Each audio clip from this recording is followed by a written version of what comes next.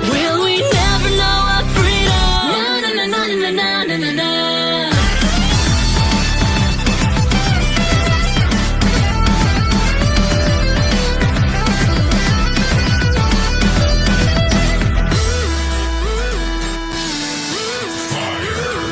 So now it's my turn, the leading batter, the room for failure. I hear in my world, I gotta cut the fuse before it burns us up. No God has ever answered my words, but it don't matter. I still got hope and that's all I can really ask for. I gotta shake the fear so I can keep on running forward. I wish I could forget the memories that could take place, 'cause I have found a path to shed back with heaven and hell. It only takes a spark for a fire to start. Won't hesitate, won't fan the flames. That is the way we'll make our own future. I'm gonna reach that finish line, with 8 inches at a time. I'll keep going, nothing can stop me. Na na na na na na na na na. They say that we're not strong enough, but I ain't never giving up. And I'll leave this future behind me. Na na na na na na na na na. I'll keep going, nothing can stop me. Na na na na na na na na na.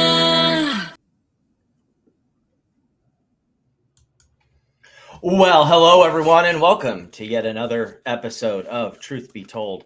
We're going to hop right into it because we got quite a lot of stuff to do tonight, and I am joined only, lonely, and solely so far with the great That Girl Trader. How do you? I have to ask you about your most recent shitter boyfriend. I see Bam is back in your DMs. Like when he posted that, I was like, why do you have a video of me, you fucking creep? Because he's a creepy 60-year-old virgin. Ugh. I don't like it.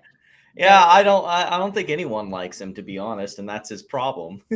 Like, just what a creeper. Like, if I ever post something on my Twitter, like, I delete it from my photos. I'm not holding on to this shit. Like, Yeah, no. I mean, like, of someone. Right. Well, and he's got his whole treasure trove of photos of me, too. He's a creepy old man who's, like, posted at going to will. end up on some sex offender registry before Ugh, he I don't want to even know what croaks, he's I doing bet. with that. Anyway, tonight we've got a whole long list of things, but we're actually going to be opening with Meme Stock Mania. Are you ready for this one? Because the SEC has filed its motion to dismiss as to Scott Traudt's Mandamus claims. Writ of Mandamus, yeah. Yeah, the writ of Mandamus, because usually that's an appeal thing. Like here, before we pull up the actual, we got the Cornell Law School definition for writ of Mandamus is an order from a court to an inferior government official ordering the government official to properly fulfill their official duties or correct an abuse of discretion. Mandamus is an extraordinary remedy which should only be used in exceptional circumstances. Usually the way that you'll see it is, say that you're a non-party to a lawsuit, but you've been served a subpoena and you're contesting the subpoena, and the court denies your objections. Well, technically, since you're a non-party and it's a non-final judgment, you have no other means of appealing other than filing for a writ of Mandamus to get your appeal. So that's sovereign. It's sovereign immunity.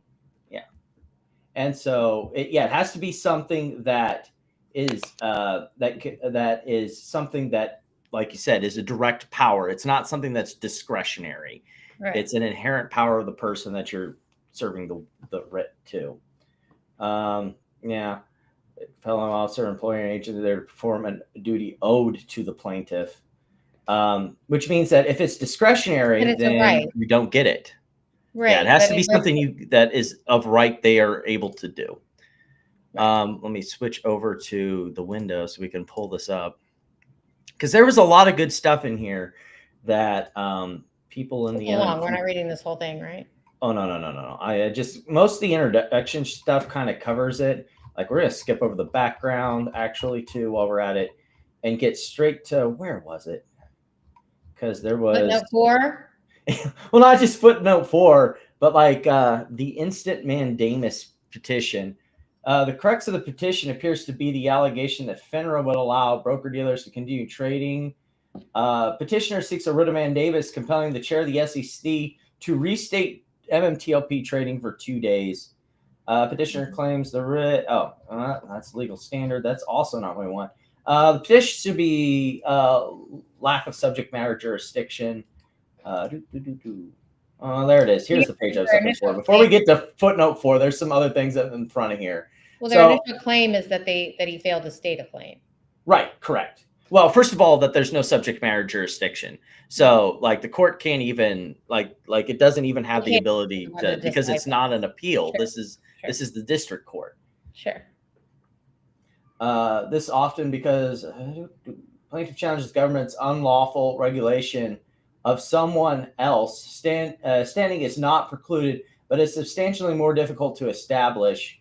The petitioner cannot show that the commission failed to overturn FINRA's trading halt caused his injuries.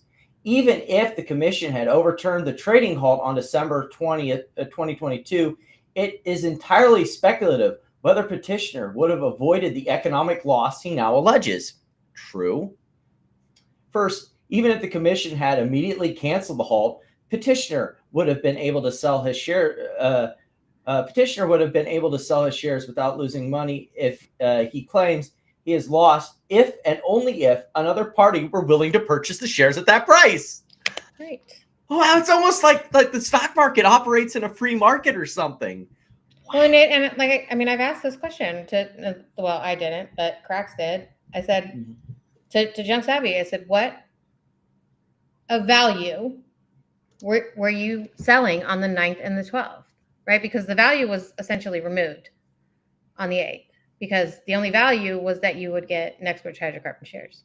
So and that was removed on the 8th. On the record that ended on the 8th, right? Anyone who bought after the 8th wasn't going to get an expert hydrocarbon shares. So, right. Like, what were you selling, or what did you think you were selling? What on the 9th or the 12th? And her answer was that the values of the shares didn't matter. No, not how that works. Not exactly how that works. No. Second, I don't think they really understand the idea of a market, but value didn't matter. They got to name their price, remember? Oh yeah, that's not how that works. But second, even if petitioner found a willing buyer, it's unclear whether or how any such trades would be settled. Mm-hmm.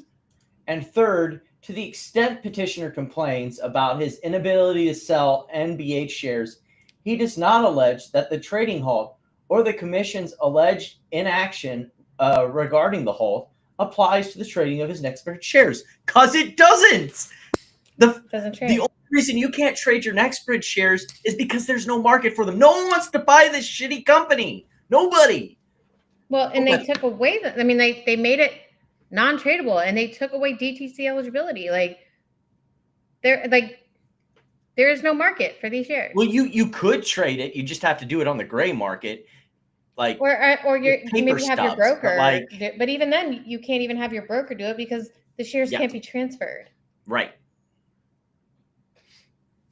Like, there was a whole thing in the S1 talking about how, like, if you didn't, like, after the 8th, you were going to have to do, like, broker-to-broker transactions, and that, you would have to find your own buyer, and because there weren't going to be any, and so you would have to find your own buyer, and I don't even know, like, we'd have to pull up the S1. It's all kinds of, like, crazy language, but it said it in there that, like, there's not going to be, like, in every word except for there will be no market for these shares, it said that there will be no market for these shares.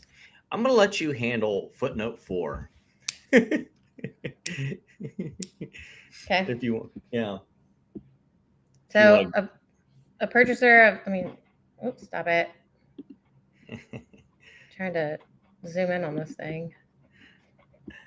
A purchaser of MMTLP on or after December 9th, 2022 would not have been eligible to receive Nextbridge hydrocarbon shares in exchange for this MMTLP shares. But the MMTLP shares he had just purchased would be canceled on December 13th. To the extent plaintiff claims that short sellers, where's the rest of it? Okay, It's on the would next have page. been forced to buy his shares, despite the generally unappealing prospect of buying shares that are about to be canceled. This is purely speculation. Yep. So yeah, well, And we're this, by not. the way, this We're not is crackpots. We're somewhere in between. We just happen to know the law from having learned it from actual lawyers. Funny enough, we listen to experts and then form opinions that are now going to be reamed down to people, unfortunately, on this mandamus.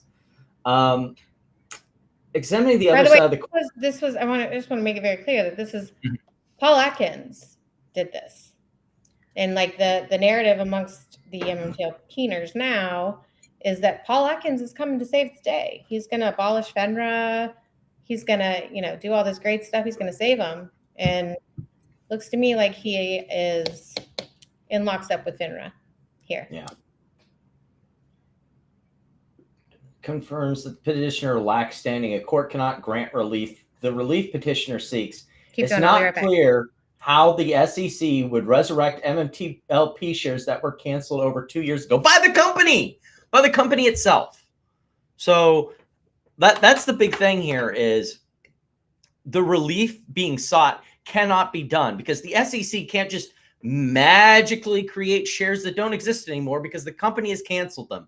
They do not exist. The transfer from MMTLP to NextBridge Hydrocarbons has already taken place. There is no way to go back in a time machine and get these shares back. So there's that. That pretty much, petitioner filed in the wrong court. That one's pretty straight up because a writ of mandamus is an appeal, a petition for an appeal. Petitioner's claims is barred by sovereign immunity. That one's pretty straightforward that the government is immune unless it's something that can be actually sued for, or that they waive their sovereign immunity. And this is not one of the cases where their sovereign immunity would be waived. On the company, so the question was asked about why didn't, after the halt, why didn't they just stop the corporate action? Why did they go through with the transfer? Mm-hmm. Which is a fine question. And it was asked to George Palikaris and on a space, and he says he fully acknowledges that there was a payment that needed to be made. I think it was of $5 million that was coming up in the new year. And so I think it's very clear that the reason it continued and went through was because they wanted it off their books. They needed it off their books. The other two things I wanted to hit on is I had brought up that Alpine Securities was not going to be relevant to this case, and the SEC straight up says that. Where's the other part of this footnote? There was SEC may limit a clearing agency's activities and operations, suspend or revoke registration if the SEC opinion such actions is necessary or appropriate. So that had to do with actual regulatory actions against a clearing agent. There was another footnote here where they dealt with both of them. So in Alpine, the court found expulsion imposed through FINRA's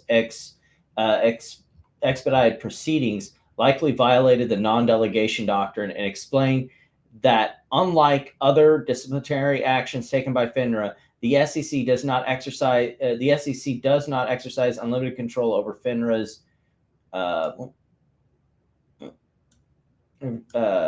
the bid for the SEC can review them.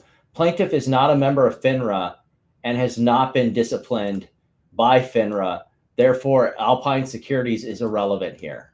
That was the only thing discussed in Alpine Securities. And I had been saying that just because that the court had come in and decided that since a member of FINRA was going to be expelled through expedited proceedings, that wasn't allowed, and then you have to that you have to go through the entire process before you do that. That was the only thing that was discussed in Alpine Securities. It doesn't make FINRA, it doesn't void FINRA's ability to regulate as an SRO. And the fact that this isn't even trying to dunk on Scott Traudt, because there's a lot of these MMTLP people who've been just running with Alpine Securities without actually reading the ruling, and it's frustrating to me. Because that was the only thing that was being discussed in Alpine, and in no way voided FINRA or got rid of FINRA or took away FINRA's power, other than in this narrow instance. Courts tend to not just, outright just flatline get rid of entire parts of legislation, except in very narrow instances. Usually they try and keep it narrowly tailored as to what they're doing, and that's what happened here. Also, the other one that was really weird was that, because petition is limited, seeking mandamus relief, it's not necessary to address the merits of petitioner's claims of non-delegation doctrine, which is what he was trying to go for. The appointments clause has no relevance here because it's not governed the selection of private executives or board members of an SRO like FINRA. So the SEC has no, it doesn't violate the appointments clause because the SEC doesn't appoint anyone to the board of FINRA. It is an SRO. It is an independent business entity that self-regulates the market. So no, the appointments clause doesn't apply here. And also oh my goodness. So they also went with the fifth. So he also tried to argue under the Fifth Amendment's takings clause. And I think you, Amy, can identify what the flaw is in trying to make a takings clause claim that because they took away their 2 trading days or whatever lunacy, or tuck away the value of their stock or whatever. Well, there's 2 major flaws there. The value of their stock. Right. The company did. Right, because they canceled them. Right. Right. There, you got Look, your I'm shares at next. I'm going to give Scott Traudt credit because he's actually trying to go through the law and do this through the courts. So I'm going to give him credit for that. But I'm going to give him credit. I'm going to give him partial credit because he's going after this stuff is a side quest. He's also going after John Berta and those people, which I'm totally this is one of those few times where, yes, the executives are the scumbags. They're the criminals that need to be legitimate, legitimate fraud, not just dilution and being scumbag CEOs, legitimate. They're being sued by the SEC for market manipulation, and more to come potentially. It's not even an equivocal, you can say Adam Aaron is a scumbag CEO who managed the company improperly and has done a shit ton of dilution, but criminal, no. That's what I'm kind of getting at. And so that's totally fine. My problem is that he's trying to shoehorn both theories together. Right. And on top of that, some of the posts that I'm starting to see, he kind of gives me Ethan vibes. He's not anywhere near. It's just I feel like he's aware that there was. I don't know. I can't get a good read on whether or not he accepts that the CEOs have been charged with securities fraud, and that I can't get a good read on that. I don't know. I feel like he does, but I don't know. I can't. Like I said, I can't really get. And part of the reason I say that is literally once. Not to say that I like busy brands at all or in any way, but this whole I want an affidavit proving that you own shares kind of thing. That's what I mean by the Ethan vibes. It's you're not in court. This is Twitter. What are we doing? But busy in that whole crew, they're awful. Yeah, they're awful. And I think that they have just with what was the guy's name in BBBY? The guy who went the only person who stepped up. Oh, you mean MJL?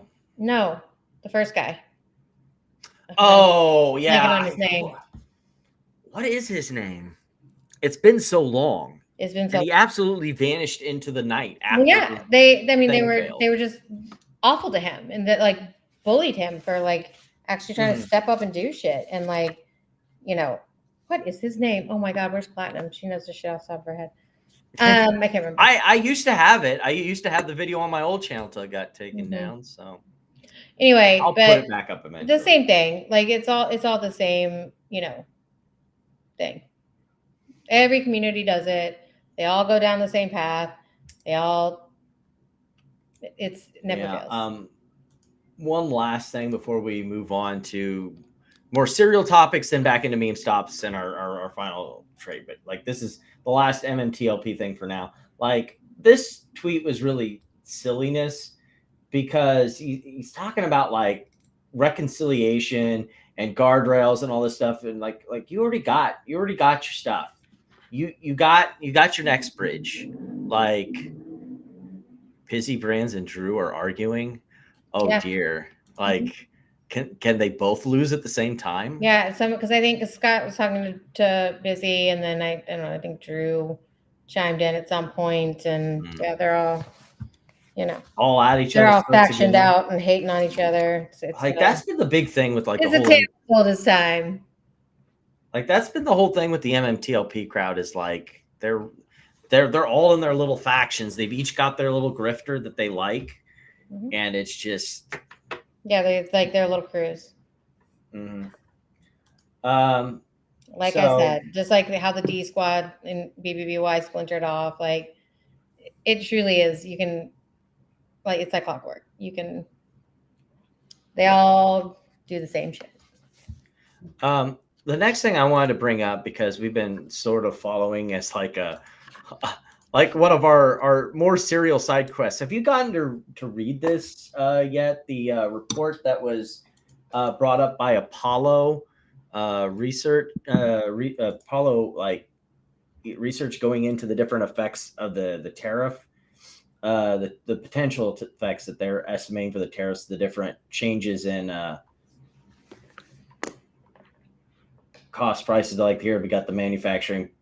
The effect of tariffs. Yeah, the PMI, different inventories. Like, they were going over a bunch of different things. Like, this is 40 pages long. Truck sales down significantly. CEO confidence. Like, they go over a bunch of different statistics. Consumer sentiment.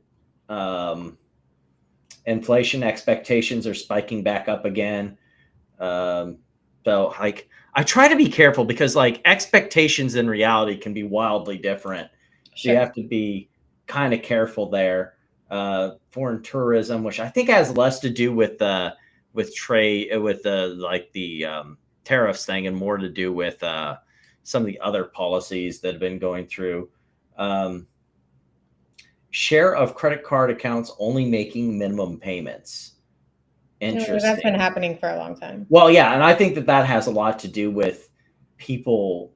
Like, here obviously is the height of STEMI payments, and then as people started getting less and less money plus aggregating costs, like, I don't think that's, like, I have a feeling tariffs. I think a lot more people have had to use credit lately too, right? Like to supplement. I think that they've had to, more credit is in use, and and like the more you put on, and then the interest rates and everything else, the payments go up and down, and this interest rate and that interest rate, and so I think it just and then you've got delinquency rates going up. We've been talking about credit spreads, but they've been starting to close a bit recently. The credit spreads? Yeah. Which has been really weird. You would think that they would continue to widen. So, okay, first of all, I don't like. I've had this conversation with Joey. I'm sure I've had it with you. I hate the overuse of the word stagflation. Yeah. But they're because there's the difference between prices going up and actual growth of the money supply beyond what is necessary, which is inflation. But they're expecting rates to remain high.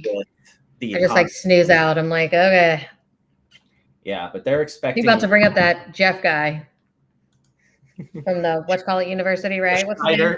Yeah, but they're expecting sometime this summer that we're going to have the real effects, because that's a big thing that I think people are missing with like this whole tariffs thing is they're like, well, everything seems to be fine, but like it takes a long time for shipping to come across the Pacific or things to be traded. And now they're going like different routes. Like I did hear that, like I think China's maybe trying to go through like Australia or somewhere. Like I don't know. They're trying to go through different ports and try to. There's a different ways that you can try and use to sidestep the tariffs. So like it used to be with China, how you'd sidestep the tariffs is you would start building whatever in China and then ship it over to be finished in Vietnam. That way it could be said it was made. That was part of the reason why some of the high tariffs were put on Vietnam, because it was seen as a proxy for Chinese trade.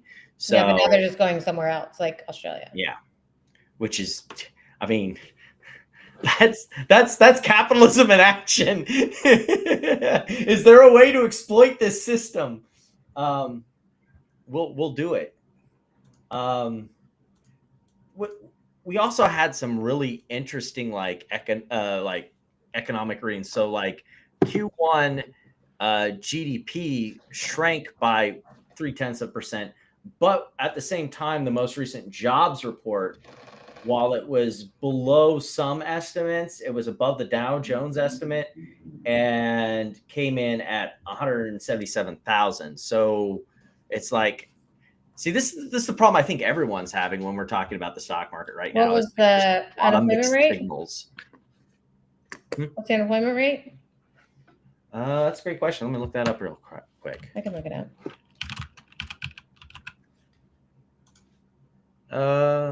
4.2%. Okay.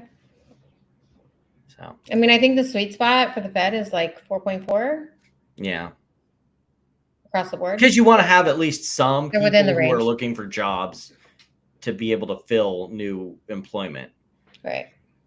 Because if it gets too tight, what's going to be interesting is if we're going to move all this manufacturing over and have all these jobs, like who? I mean, there's only what? Who's taking those jobs? Who? Yeah, there's only 7 million Americans that don't have jobs currently. So I mean, like in working age. So I don't know who's going to take all these jobs, but okay, let's do it. We'll make it happen. Did you happen to hear the whole Amazon kerfuffle thing that happened? I didn't, but I think was it that they came out and said like how tariffs were affecting the prices, or what was it? They weren't supposed to, but they did, right? Well, here we're going to do the interview first, and then there's a bunch of articles I have on this because they went all sorts of different ways. So it was reported this morning that Amazon will soon display a little number next to the price of each product that shows how much the Trump tariffs are adding to the cost of each product. So isn't that a perfect crystal clear demonstration that it's the American consumer and not China who is going to have to pay for these policies? I will take this since I just got off the phone with the president about Amazon's announcement. This is a hostile and political act by Amazon. Why didn't Amazon do this when the Biden administration hiked inflation to the highest level in 40 years? And I would also add that it's not a surprise because, as Reuters recently wrote, Amazon has partnered with a Chinese propaganda arm. So this is another reason why Americans should buy American. It's another reason why we are onshoring critical supply chains here at home to shore up our own critical supply chain and boost our own manufacturing here. Is Jeff Bezos still a Trump supporter? Look, I will not speak to the president's relationships with Jeff Bezos, but I will tell you that this is certainly a hostile and political action by Amazon. And Secretary, if you have anything to add. Yeah, I would also add God, I did not see this. Bringing down the terrible Biden inflation has been a priority for the first 100 days of the Trump administration, and President Trump has done a great job of leading that. Since January 20th, interest rates, mortgage rates are down, gasoline and energy prices are down. We're expecting the further decreases.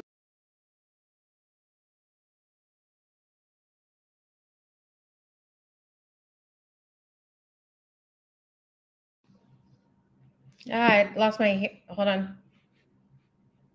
Can't hear. 1 second, Noisy.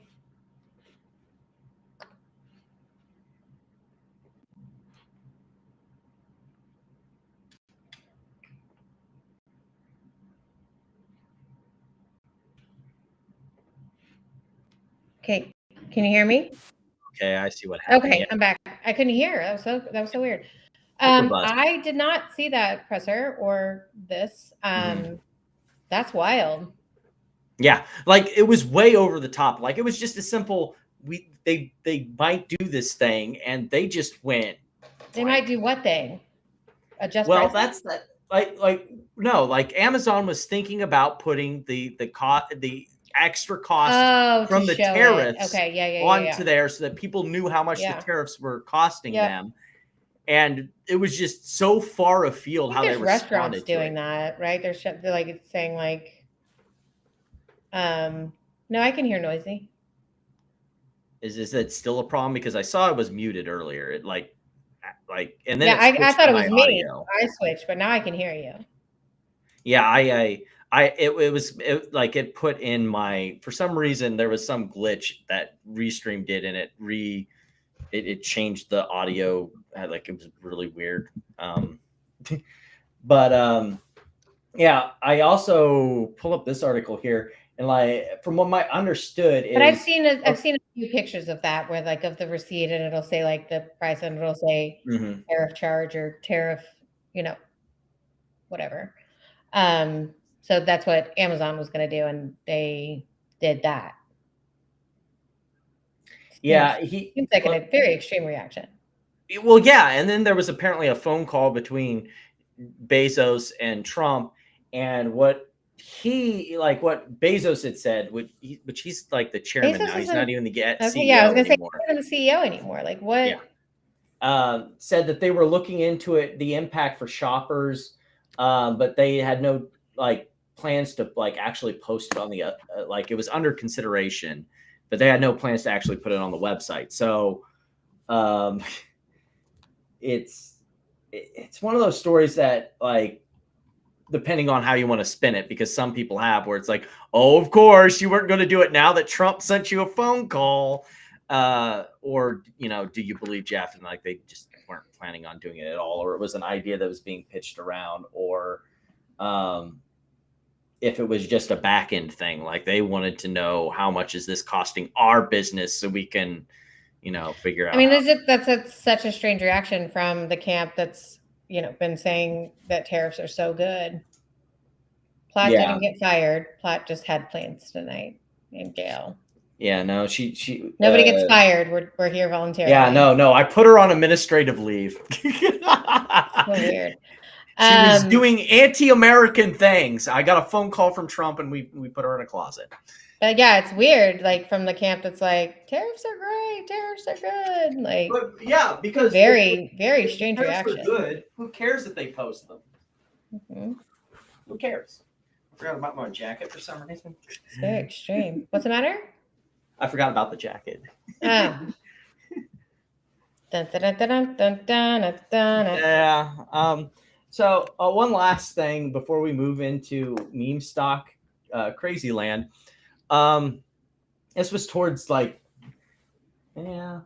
new executive branch club, a new way for Trump to monetize his supporters. Mm-hmm. Because the meme coins leading into inauguration were not enough. Please give us $500,000 to be part of the people that get to influence Donald Trump while he's in the White House, because that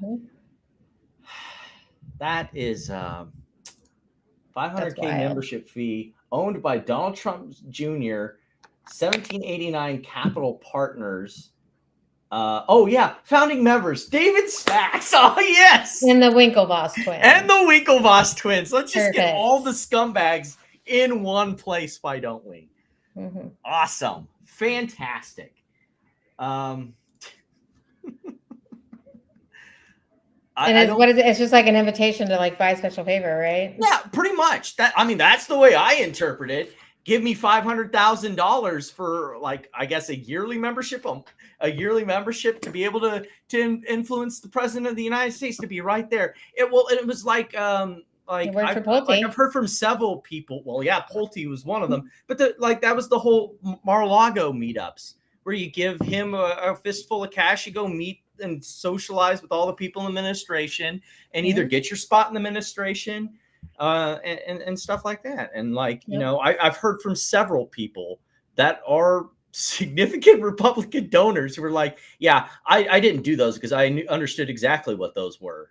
Like, that's like, but that's just kind of like, and then this is coming from someone who like during his first term, like there's things I was going to agree with, the things I was going to disagree with, but on the whole, it's like whatever. But this term just like, how much money can I extract out of being president? And it's really skeezy, it's really scummy, and it's kind of disgusting. Mm-hmm. Kind of is being generous. From one Trump project to another to bridge us into meme stock world. DJT going after Dem naked shorts. Mm-hmm.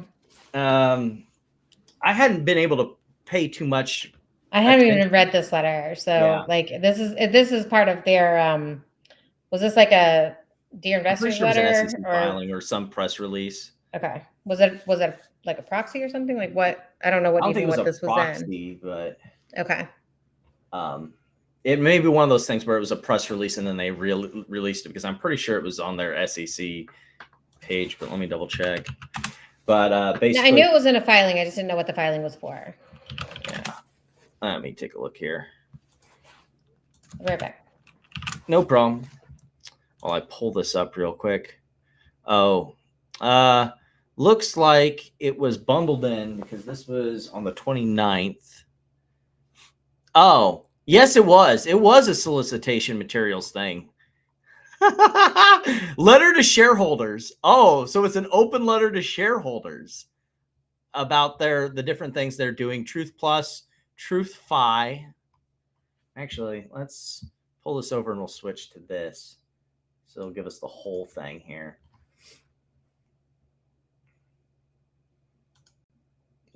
So we got Truth Social, which is their whole social media platform that they're doing.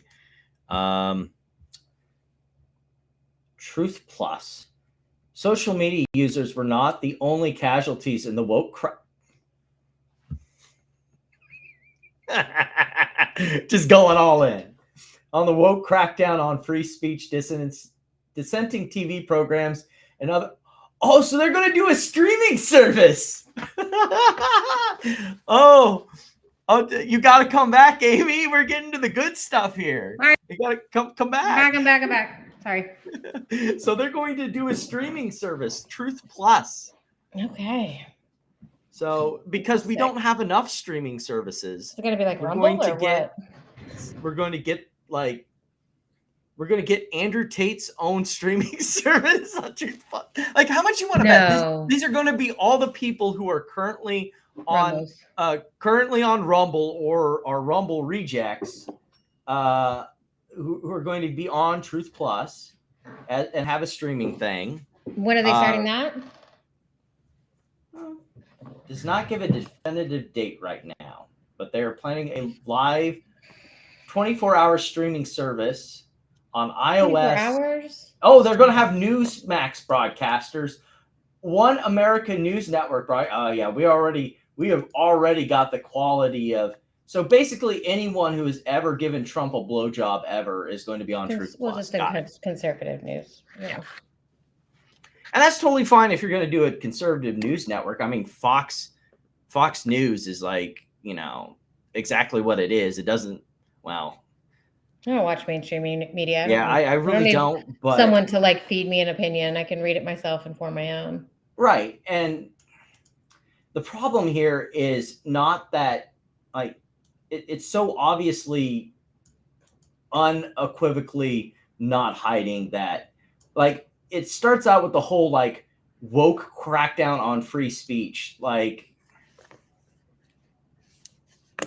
it's one thing to like try and at least be objective, but it's I mean, to be fair, its marketing is towards TruthFi, newest brand. Oh, they're going to offer financial services too now. Oh, like TradFi. They're gonna do a bunch of probably stuff like I guess that's where the whole crypto angle that they've been going with kind of merges in. What was the one? like crypto bank fund or whatever. I suppose maybe that's. Oh, the reserve, Mhm. the crypto reserve. What? I Oh don't know. no, that's the government thing. But doesn't he No, have no. his own like Yeah, crypto? yeah. There is strategic. Yeah. Was it wasn't exclusive to Bitcoin though. No, yeah, like the one that had all those. Yes, different it's making me cryptocurrencies. nuts. I'll find it. Yeah. And here's the looking forward. It's the thing that we saw earlier with the Ocelot. While continuing to develop and refine our existing products and services, Trump Media is looking to further diversify into new sectors. A key part of our strategy is to form a partnership with great companies that align with our mission. One issue we've learned a lot about since Trump Media went public is World Liberty pervasive. Financial. Yes. That was making me nuts. Sorry, I just had to get it out. No, I'm the same way where it's like something's up there and I'll just keep Well, and thinking they're about it. doing like earn and borrow. Like you can borrow against your crypto assets. And So probably something like that, plus like a SoFi kind of thing, where it's Yeah. like traditional banking kind of stuff. yeah, Online banking. It's right here. I can pull it up. Shape a new so- era of finance. Be defiant. So they had already done like, I think they did for like qualified buyers to buy the token, the WLFI token.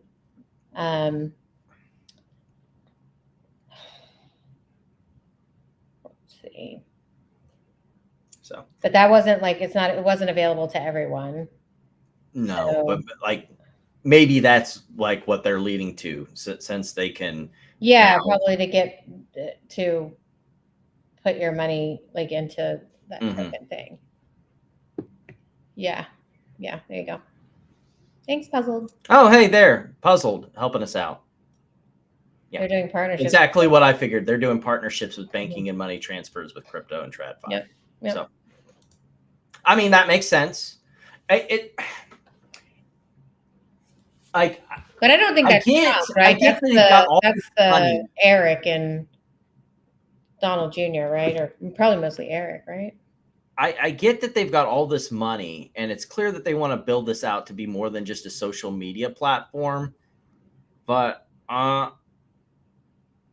because like it's Trump Media, so obviously they like as much as I kind of cringe at the whole Truth Plus thing, it makes sense. Like that's an area to go into. TradFi, like going into like this like finance thing. Branding wise, I can kind of see it, but like with the whole like Truth Social thing, it's just kind of weird. I guess you'll have to see how they execute it, but it just seems very, I don't know. Then of course we get the one issue we've learned a lot about since Trump Media went public is the pervasiveness of naked short selling on stock exchanges. We've seen abnormal trading activity surrounding our stock virtually since it debuted on the NASDAQ. If they have seen abnormal trading, then it's not naked. Well, it's definitely been abnormal because people have been using it as a proxy for how they feel about Trump. Because it, like during the elections, anytime it looked like Trump was going to win, DJT was freaking blowing the doors off. Okay, It had but the rally still, when like, he it won. doesn't change the fact that like Like if that's it's not- like for with Sabby, for example, like the only people who knew about that were Sabby and the prime broker, and like I don't know, this claim that unusual trading, and we've seen this, we've seen that, like you're kind of killing your whole argument. We're also taking strong actions against fake news outlets that have defamed our company. Well, that's what Wes Christian's trying to do with Next Protection Islands by sending out Like I'm not preservation. going to deny that there has been some meh reporting, some like not accurate, not well sourced reporting that's been done on DJT, but defamatory, I've yet to see that. And also, you decided to call yourself Trump Media.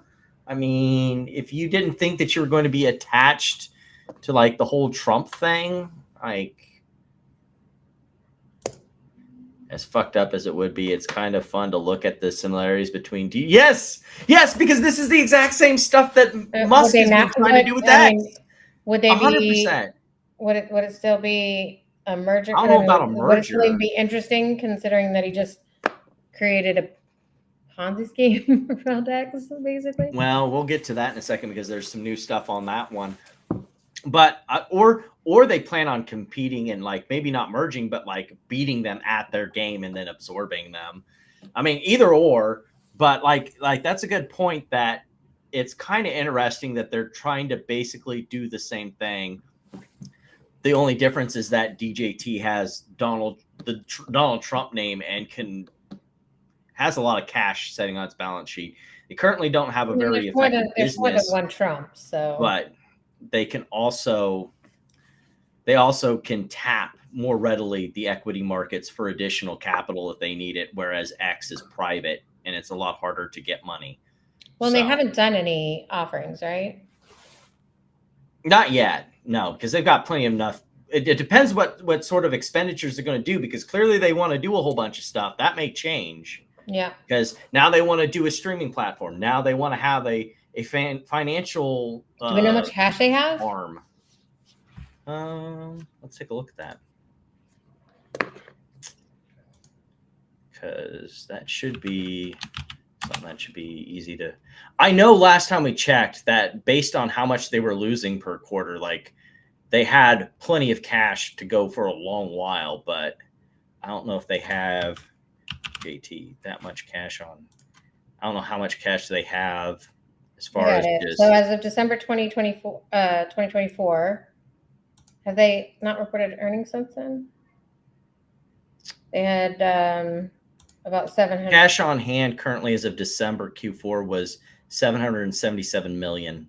That's what I was going to say. Liquid. 777 million. That's what I see here. I mean, it's not a small amount of money, and they've been growing like Q1. So about this time last year, they had only 274 million. Right. I'm sure there are warrants and a bunch of other things in there that had to do with that. So like, well, yeah, that's why they wanted the S1 to push the S1 through for sure. So they don't have a insignificant amount of money, but given what they say they want to do, it's got a $5 billion, 777 million. I don't know. We'll see. Well, I mean, we'll see what they do. I think overall the open letter is kind of interesting because it gives you at least some idea that they have plans and are doing something, as opposed to just being a really shitty knockoff version of Twitter. Right. That's interesting, at least. I will give them that. Yeah, I mean, they're going to. The rest of it's kind of bullshit. Sure, yeah. So maybe you could tell us a little bit on this one. So what was it? Episodes ago, we talked about picking the baggies. No. So we got this clip that Manuel kindly gave. Oh, is this when we all locked our accounts? Yes. So this was them talking about it afterwards. Oh, good. Well, I looked for myself. Like I research all of these things, and so all of these accounts were private for a specific point in time. Like less than 24 hours. And so I don't know what that means. But Nothing. they had all gone private the day that. I don't know what it means, but let's talk about it. Let's discuss. That came out. I looked for myself. And so if they're not private anymore, because I don't follow shills and I don't need shit in my life. I believe in my. But you're talking about it right now. Yeah, I know. Right now, you're talking about it. I don't need shit in my life. Yeah, I don't pay attention to these people, but we talk about them all the time. But what you're seeing, and I agree, it has been financial terrorism. But what happened was in 2008, when the financial crisis happened. Wow, we're really going. Nothing was settled and they kicked the can. And that is when some of the white hats now knew that like they had to play, and they just had to bide their time and wait for the right opportunity. And Kaiser's right. Like, it's not just Ryan Cohen. This is bigger than anybody can imagine. Oh. but you've got to rate for the right moment What is because this? they'll come after. What is Is the right moment? You guys talking have been about waiting for 2 BBBY years. or what is he talking about? I assume BBBY because like that's what this entire crew is here is the BBBY baggies. I just find it funny. So like I asked Platinum about this afterwards because I had no clue what was going on. I just noticed you guys were all private and I couldn't like respond to some of you or retweet. So, I mean, I can tell you kind of how it came about. And it's Uh-huh. because the PCR came out for the BBBYQ bankruptcy. Yes. And which shows their monthly, you know, taken and what they paid out, right? They paid like, I think it was like what, 7, close to 8 million for the quarter. They paid 6 million to 6th Street. So it was like we were just like talking like in the back channels, and we were like, shambles, we're all just in shambles. And she's like, I'm in such shambles, I'm gonna lock my account. We were all like, same. And it's always just kind of spur of the moment. It was it was nothing planned. Wasn't like the group chat that we planned out. We were just like, it's still the best I troll like ever. it. Let's do it. So we all locked, and you know, there was like, wait for the meltdown. And I think we were like over under on how long. And I think it was Ocelot that said 1 hour. I don't even know if it even was an hour. And then that Lord Farquhar, BBBY, whatever dummy, and Pedro. Of course. Of course. Bam's little bitch boy. Yeah. I mean, I tweeted out like the whole kind of story of it.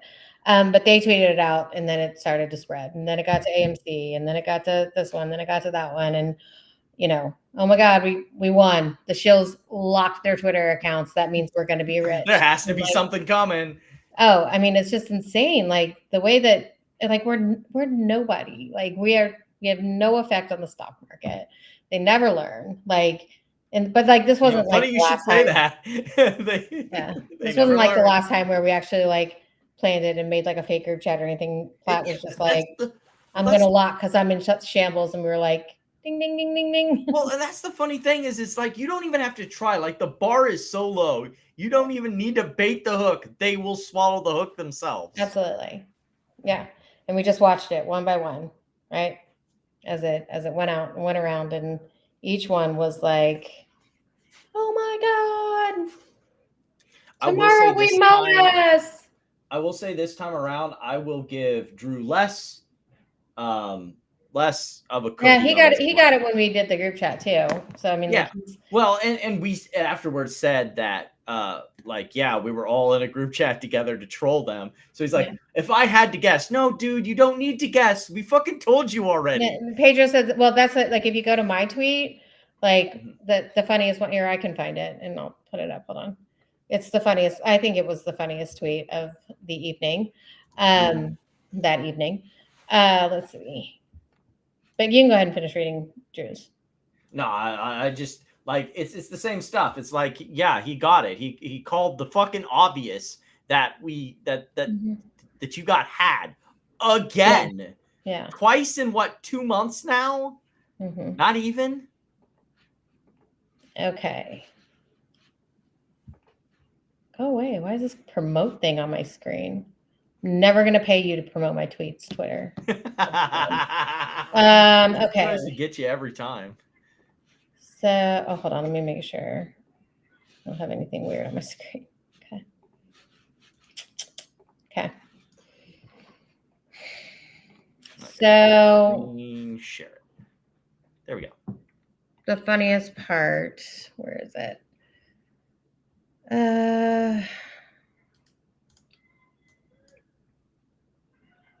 This is where they hate us so much, yet they want to see our OnlyFans. Fucking perverts. Oh, here you go. This guy. Oh, or are they doing it all on purpose to give people something to talk about? No chance. I was like, big chance, you big tubby fuck. Oh my goodness. Yeah, like so confident, right? No chance. Like he's like, they got a subpoena because he's spreading all over, that we're under investigation. We've gotten some kind of subpoena and blah, blah, blah, RICO. Like that's all he talks about, right? Like they're so fucked and they're this and they're that. And like, so when we all locked, of course, he was like, oh my God, they got a subpoena, they're under investigation, blah, blah, blah. Like, no chance. Want to bet? No chance. We made it up. It's a fault. It's false. Yes. Want to bet that we A writer created this. Yeah, we sent I that. need to pull that We meme sent out. that to the group chat, and we were all laughing at you. Big chance of that. Chance is really high. One second. Now that I said that, I'm gonna have to find it if I can. I won't worry about it. Our next big thing is the song that never ends. Yes, it goes on and on, my friends. Some baggies started singing it, not knowing what it was, and they'll keep diluting forever just because. This is the grift that Scott never Traudt ends. and that DRS weirdo. Oh, we'll get to that. So this came out that they were doing reverse split number 3 in 3 months, 7 total in the past 2 years.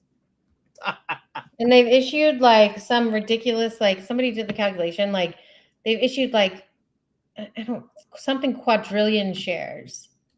Like, what are you doing, NASDAQ?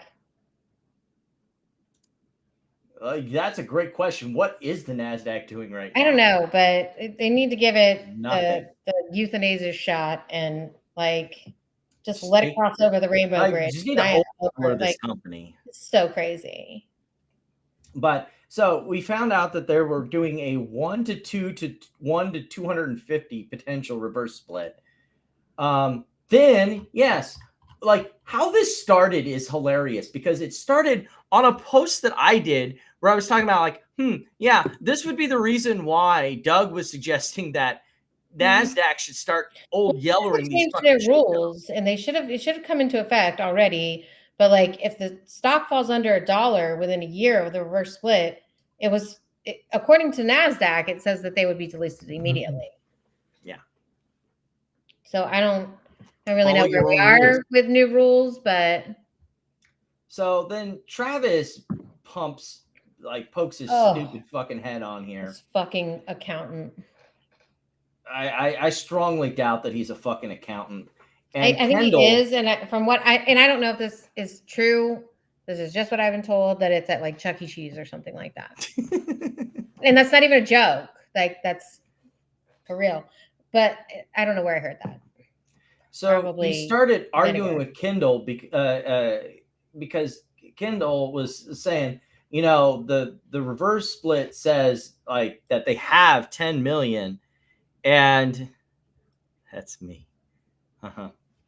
It says they have like 10 million, and Kendall was saying like, hey, it'll probably be 15 million by the time he was tracking it basically at the time of this post, May 1st. He was saying that he estimated 15 million, not the 10 million that was on the. No, what about all the shares that they issue before the reverse split? Yeah, because they dump.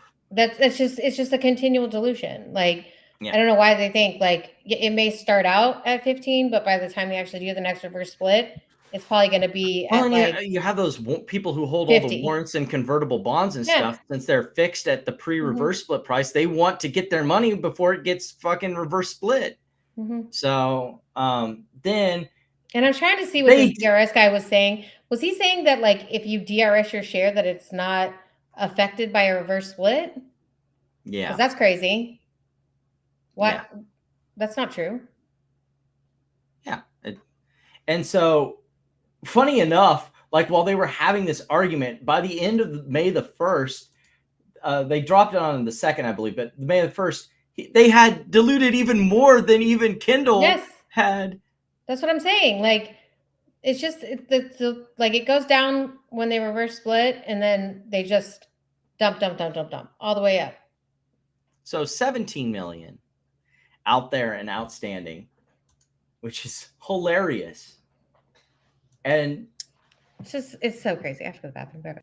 So the other half of this was the question as to whether like the whole not the DRS thing, but the whole paying the shares. So the language that it rounds up, Kendall found was still in the proxy. And now where's Platinum? because it's still here in the proxy statement, but she said that she hadn't gotten paid on that. So, Yeah, I like, did that who's trick right too, and here? I didn't either. So I went flat. Yeah, but he found the actual like statement, and it's still in there in their SEC filings. And I went back and checked, and it is. So supposedly this should be a thing. Like, I don't know what the dealio is there, if they're just not following through, or like they forgot to change their paperwork, or what that's all about. But I've had several people come to me and say, nope, I didn't get rounded up. My shares just got got taken out, and I got the scrap change afterwards. So that's what I'm betting is going to happen. Also, even if like giving them full credit of yes, what they say on its face will happen, the amount of dilution that's going through, as we've already discussed, means it will be nigh impossible for them to get enough for their little cheat code that they think they figured out to even begin to work. So best of luck to you on that one. We do have, share that tab instead. We have another shit code that's remember last time, Amy, when we were talking about GNS and their lawsuit. Wait, real quick. I don't even know what their scheme is. What is it that they're trying to accomplish with Mullen? They think they can like lock up the So float what or they something? think they can do is, because you have to round up to the next share, they Right. think that they can have enough, that they all buy one share and hold it. When the reverse split happens, they will have more shares than the actual float. Okay, so And I that can will tell be their you, magic whatever. Yeah, so I can tell you, like, because that was a thing, and that's what, and I got in late because I guess it was in like, it was something where they didn't do fractional shares. Well, now they do. So that is not going to work because I bought after the fractional share myth, and I got this last one. I bought one share, and now I have 0.0001. So Yeah, that's gonna fail right off the gate. you are so far away from your mic. I have no clue. Sorry, that's gonna fail. Yeah. So like they think that if they just DRS it and they can just magically make more than the float, which again, like the company's entire point is to make money diluting you. So if that's really a problem, they'll just issue more shares out of the treasury. The only way they make Whatever. money. Like They don't the only way make they make money. money is selling shares. Yeah. Like they don't make money as a company. Yeah. But I think like in the proxy, like with this 250 to 1, there was also like a raise in the compensation. Well, I got some word back on that.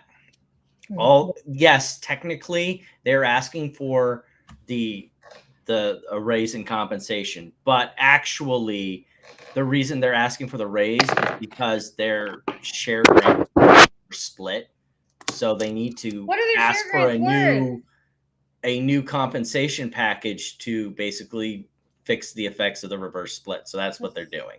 Well, that's what Adam Aaron did, right? Like they're subject to it, but they like make it up in the back end. Yeah. So we have GNS. This one I found by Stomping Llamas, and this is really funny.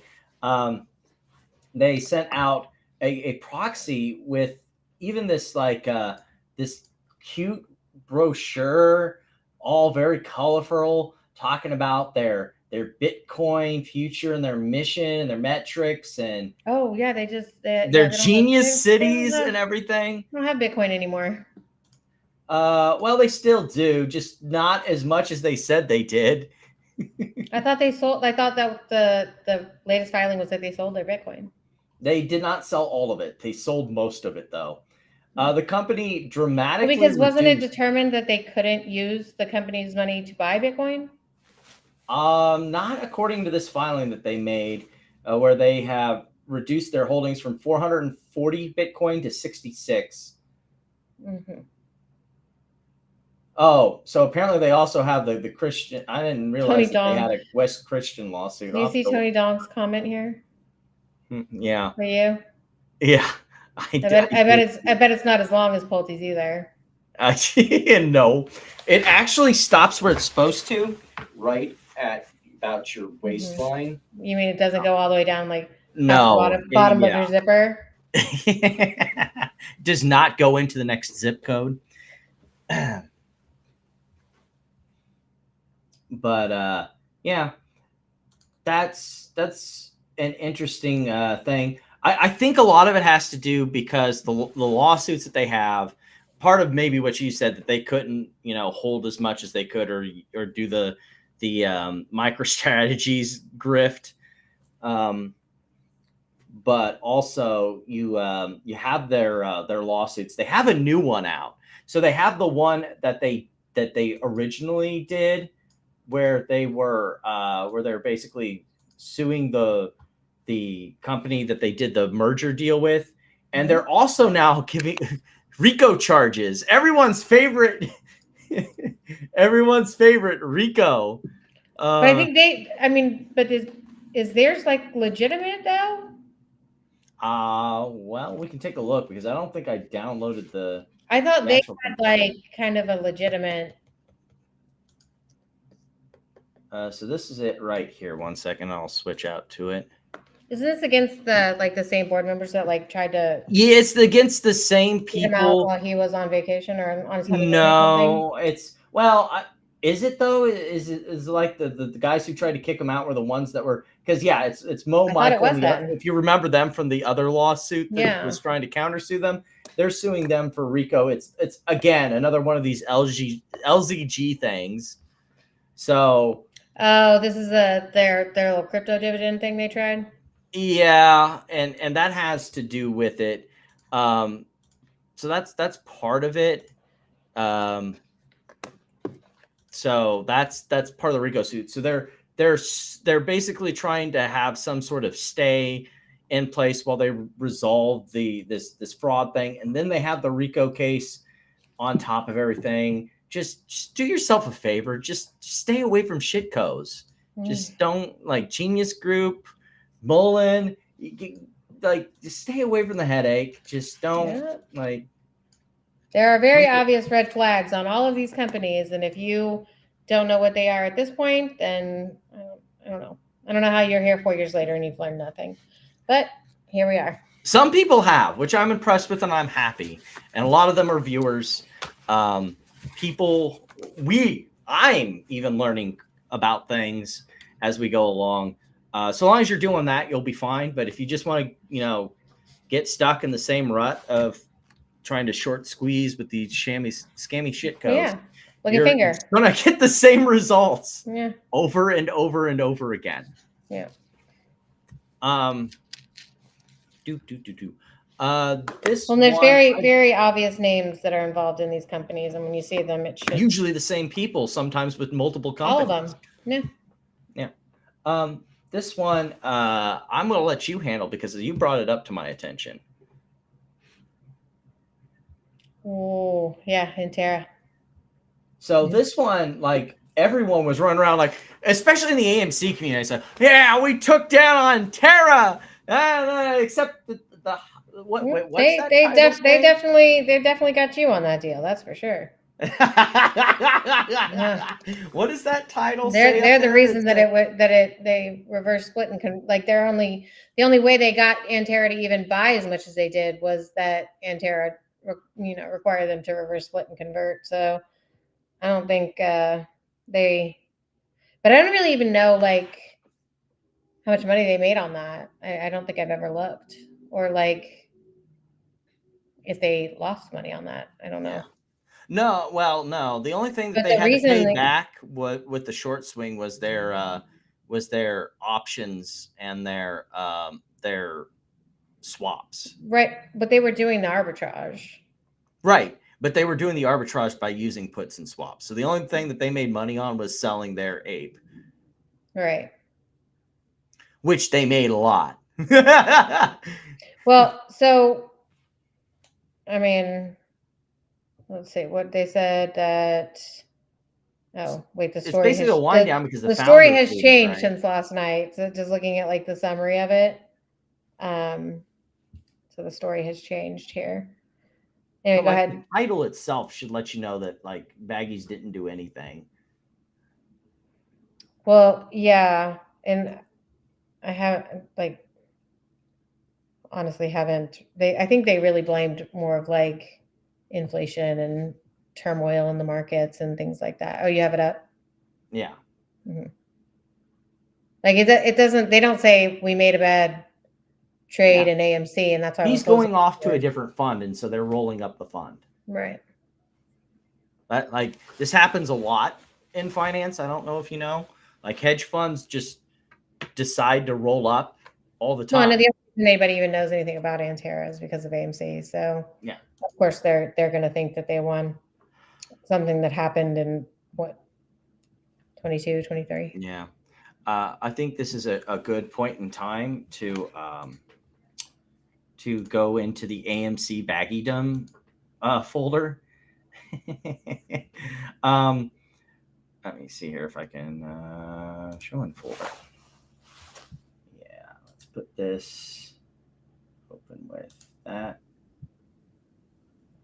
So first thing we're going to deal with is we're going to deal with Project Popcorn Baggy number 1. Oh Lord. So he's got his lawsuit. I'm not going to go through the whole document all over again because it's Going to trial, big boy. He basically got back. Couldn't harass your way out of a jury trial, huh? We'll get to that in a sec.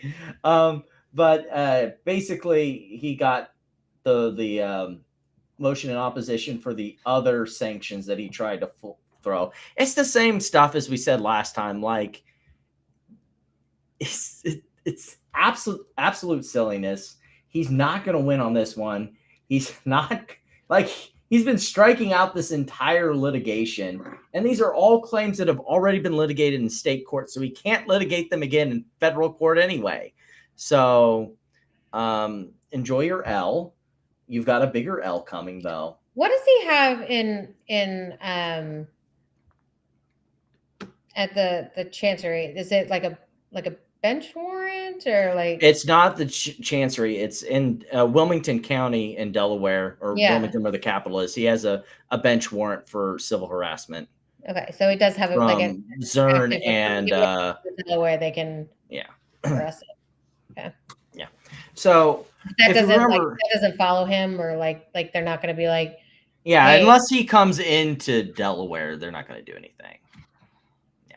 Got it.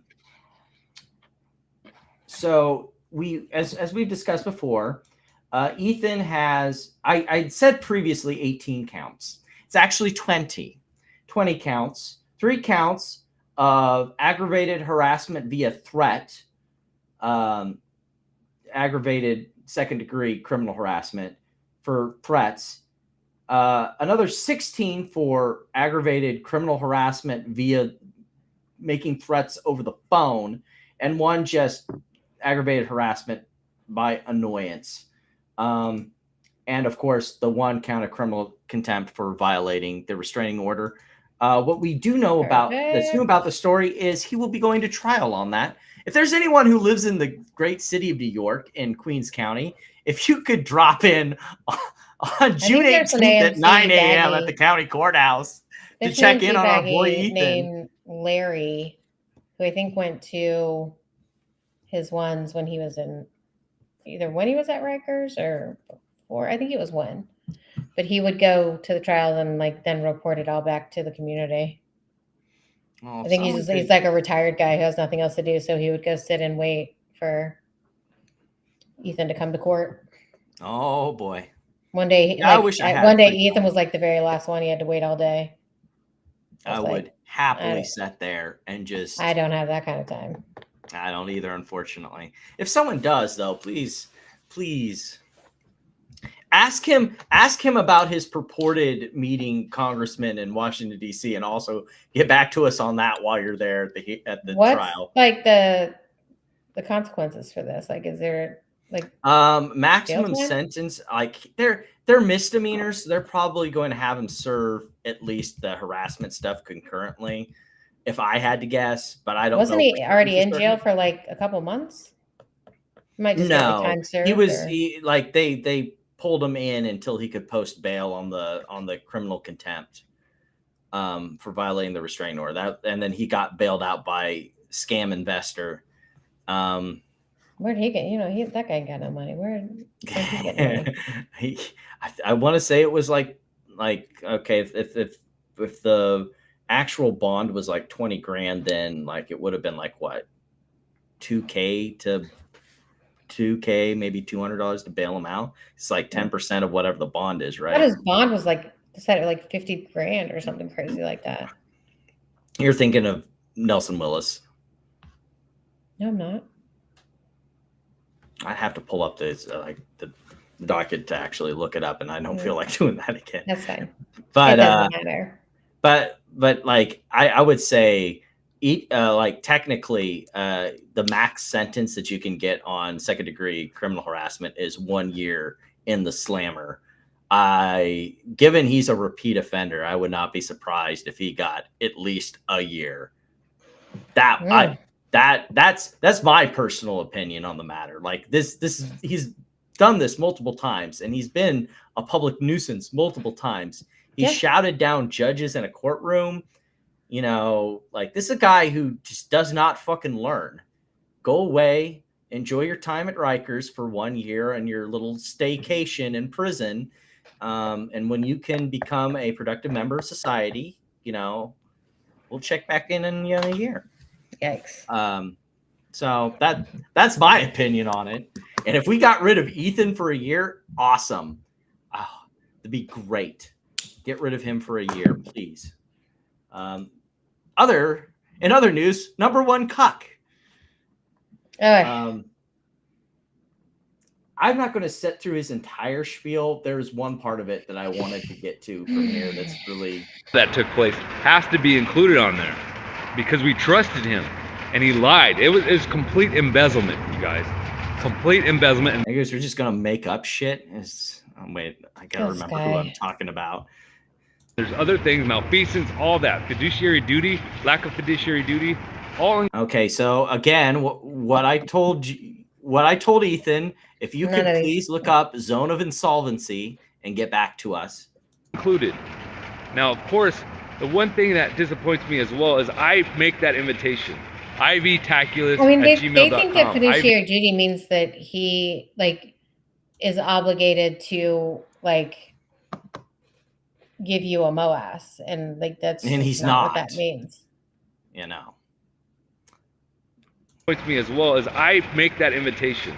ivtaculus @gmail.com. ivtaculus @gmail.com. My DMs are open on X. I'm getting a lot of really, because you shout down everybody you interact with, even in your own comment section. So what invitation, you jerk off? Spam. Email me. Any of you guys have an opposing view of what I've said? Email me. We want to do it live, we'll do it live. But guess what? Don't do it. This guy who was caught caught sending voicemails like telling people to go suck Adam Aaron's dick. Yeah, like this guy is such a fucking liar. It's not even funny. Don't email these people. Do not trust the crypt keeper. Like this dude is. Don't accept messages from Ethan either. The only reason he's saying this now is because his argument isn't going anywhere. He's still a baggy loser. What? Nobody wants to. Why is that? Nobody wants to because you're a shithead. Like every time someone has given you a contrary opinion, all you've done is sit and spin with your fucking fingers in your ears going, la, la, la, la, that's not true. And dox them on your weird YouTube channel. Yeah, 100%. Mm-hmm. So like that's why, John. No one wants to. Nobody give this guy your personal email address. I'm warning you. I mean, I didn't, and he still doxed me, so I guess you don't even really have to. Yeah, he'll just dox you anyway. Speaking of another reason why I wish Platinum was here, we're about to talk about GameStop. Mm-hmm. Not for the reasons that you'd think, we've got some people in the Bitcoin community, and they're a little bent out of shape, that this just in, a large number of Bitcoin baggies are dumping GameStop because Ryan Cohen isn't doing what he wanted them to do, what they wanted. Well, I think they thought it was going to be like Michael Saylor and be their push Bitcoin higher. pumper. Mm-hmm. Yeah. At first, I like, because there's like no source, no citation. I thought it was just some random douchebag on the internet, and a lot of people did. I will say, if you are a GameStop baggie and you're calling other people retarded, you might want to set all the way the fuck back down. I'm just saying, a baggie calling another baggie a retard is might want to stop. I mean, only really the new people in Bitcoin are baggies, right? I mean, like the ones that have. Oh, the ones that have been sitting there forever. Yeah, they're doing but great. Like, let's be honest, a lot of the fervor has been within the last months from the run up from Trump. However, I was incorrect. There are a lot of people apparently. Goodbye, GME. Close my personal position today. The Bitcoin Treasury Playbook requires commitment, consistency, and transparency. Did he, like, I don't remember him getting rid of it or anything. I don't care if I miss a larger move later. I don't trust management to execute over the long run. And we're spoiled for alternatives. Yeah, you're spoiled for Ponzi schemes trying to pump Bitcoin. I won't deny you that fact. July 28, 25 strike calls, bought on 327 for 358 and sold. Well, I mean, congratulations on that. Made money. Got a dub. I will also agree with that. This isn't an airport. You don't need to. Well, they always say that. Well, I say it a lot because there's a lot of people who are like, "Oh, I don't like you. You're doing this thing." So, okay, bye. You don't watch. Don't. Okay, you don't have to like us. Not everybody has to be everybody's friend. Is there some deeper thing? Can you explain this to me? Is there some deeper, like, what is the reason for the most recent finger motion pump other than people finger motioning themselves? Yeah, so I mean, I think this is something that they've been pumping and dumping for like 4 years. Like, it's had multiple run-ups. I think the last one was up to like 9 something. So I mean, I think it's just like a sort of serial pump. Yeah, for some reason it's popped back up on everyone's radar recently. But they just did I'm sure you saw my post about it. They just did an offering in December 24 of shares and warrants. Yes. Here, let me share my screen. So I found a pretty good breakdown of it. Then I'll let you explain it because I have no idea what's going on. I just know everyone was talking about it now, and I'm like, what's the story, Wishbone? Yeah, so they did a $5 million registered direct offering, represents a significant dilutive event for finger motion, with the company issuing 3.3 million shares at $1.50 share price, a 25% discount to the current market price. The inclusion of warrants for an additional 5 million shares at the same strike price creates potential for further dilution. The deal structure, combined with shares with warrants at a 1 to 1.5 ratio, suggests the company needs attractive terms. Blah. So the market cap is 107.6 million. The offer represents approximately 4.7% immediate dilution, with potential to reach 7.7% if all the warrants are exercised. The 5-year warrant term provides significant. You know what the strike on those warrants are? $1.50. They're definitely in the money. And they are. There's no lockup time. They can be executed immediately. Yikes. So yeah, they are, and so I think. And the reason, like, it's all locked up in that, right? So, like, all the shares are locked up. So, that's why they're having trouble buying it. so on and so forth. But like once it gets up, those people who are holding warrants without, with no lockup on their execution, they're just going to dump it on all of these people rushing in on all of social media recommendations is what I predict will happen. But Probably. Mhm. So, I have yeah. not, and I haven't looked at like the financials of the company. Oh well, I think that goes without saying. Their financials are dookie. Right. That's I Like didn't think you what could we just got assume here that. going But on. They lost last quarter. Total net income. Okay, so they lost 1.6 million. Mhm. Yeah, it's their balance Yeah. sheet. They got 18 million in accounts payable. Where's their cash? I think now after the offering, they may have 13 million in cash. Okay, good. They needed it because they were down to 164K Yeah. in liquid cash. So I can see why the dilution came. Mhm. And then, of course, we got this run up for no good reason. I mean, you read those financials and I don't know. Well, what. I mean, so they do this offering, right? And I think that they probably didn't get really. I don't think they had significant volume to begin with, but I don't think much was That's moving. probably a lot to do with So it. all of a sudden, you start pumping, the social media, the normal crowd starts coming, and then, then all of a sudden there's this influx of buyers from all of the social media pumping, but there's not really, there's nothing, and they have them all locked up in warrants, right? So there's nothing really for them to buy, and then, oh my gosh, they took away the buy button. Because that's the story now, is that Fidelity and Vanguard took away the buy button. How can they take away the buy button? And now, of course, here we are. Stock's pumping. And now we've got our good old friend stepping in the ring. Yeah. Over your Huckleberry. I would like to know. I think if they get it up, like maybe around like 350 or 4, I'd probably jump in on some puts on that. 1 second here. I'm not going to do it right here. It's not really much upside to gain here, but if they keep going, I will. I want to know where he got his shares because every time I go after one of these shitcos, it's like there's no liquidity whatsoever. Does he use Tasty? I can't remember what Phil used. He said it before. I feel like I want to say Tasty Trades, but I don't know. He has a couple of different accounts, so I'm not real sure. I mean, if you're serious about it, sometimes it's you need multiple accounts in order to get the liquidity you need.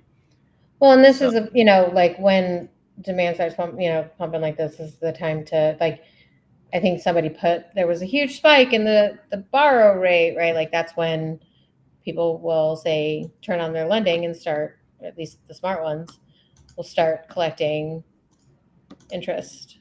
So I think you'll start seeing more and more become available as that clicks higher for them to make more money on their shares. I'm also not going to spend too much time on this one. It's another MMTLP lawsuit that I saw from Ramen Soups. Oh, yeah, Jason Rowland.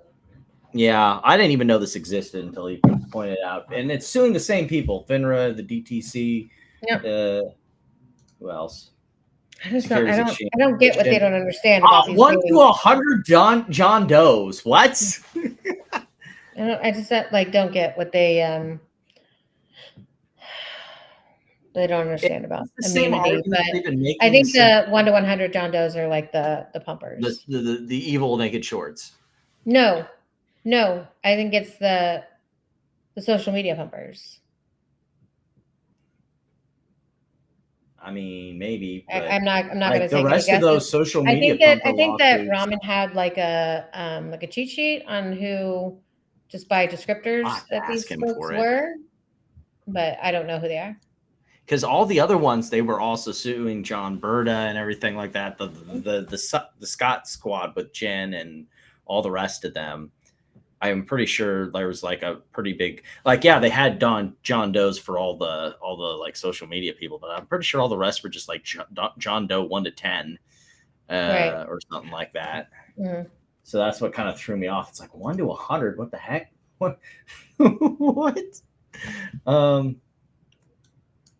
I need to get an actual graphic for this because I said we are going to do it. It's been a day since this post, so it's now 62 days since the supposed subpoenas went out. I mean, we can go check the docket. I can look at it right here. Here's the latest filings we were looking at from last week with West Christian and all that stuff. And man, I'm still not seeing a return of service in here anywhere. Do you see a return of service? Well, even if you don't, there would, I just feel like there would be some sort of like that. They're like, well, if we don't see that, that doesn't mean that there's not negotiations happening behind the scenes. But like, I mean, okay. And you think you'd see something. You'd see something. There is yet another meme stock cult. I'm not sure how aware of this one you are. Oh God. Is this the Bitcoin miner? No, that's like, I was following Oh, one was that was, WULF? Yes, that's the one I had been mildly following because I was mildly curious there for a while because it was trading under book, I think, or really cheap compared to its earnings for a bit. And that one is WULF or something like that. Mm-hmm. And this one's different. This one is an actual, I think it's a semiconductor manufacturer. I believe they manufacture processors, and that's the big thing. Oh, they're going to get in with NVIDIA and Yeah. I don't know how to properly like. I need to Look, find there's the one that that thing I right posted. here. Why Wolf Speed stock is soaring today. Yeah. Let's find out. So investors are hopeful that Wolf Speed's next CFO will be able to steer the company to a healthier capital structure. The size of today's gain, however, has more to do with newly nervous bears than changes to the company's management team. Wolf Speed is a compelling long-term, albeit speculative, investment prospect. Just count on continued volatility for at least a little while longer. Yeah, and there was a bunch that were like in their like whole form had, here it was. Yeah, they created a fake. Okay, so their core business is silicon carbide used in a range of industrial applications, including silicon. Okay. Yeah, it's more than semiconductors. That they use it in power facilities, data center power supplies, HVAC equipment, electric vehicle charging technology. HVAC equipment, what? Yeah, that's what it says. Okay. So they have a proprietary carbon tuft silicon, yeah. Can handle higher heat and greater power loads than conventional silicon can. I'll take trust but verify on that. Mm-hmm. So 64% of the stock's float and 41% of its total outstanding shares have been sold short, meaning lots of traders are betting the stock's price will fall rather than rise. That's a significant vote of no confidence. I could have sworn I had one where their current CFO is stepping down. Mm-hmm. Let me see if I can pull it up on here because I thought I had. I'm pretty sure I had posted somewhere the financials because if you look at quarterly, I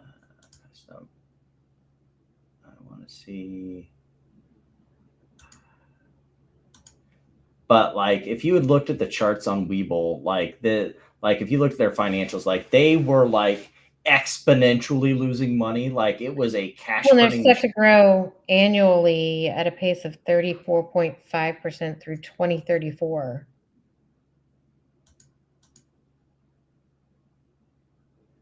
It's a long horizon. Yeah. But like, so they basically think there's more than enough business and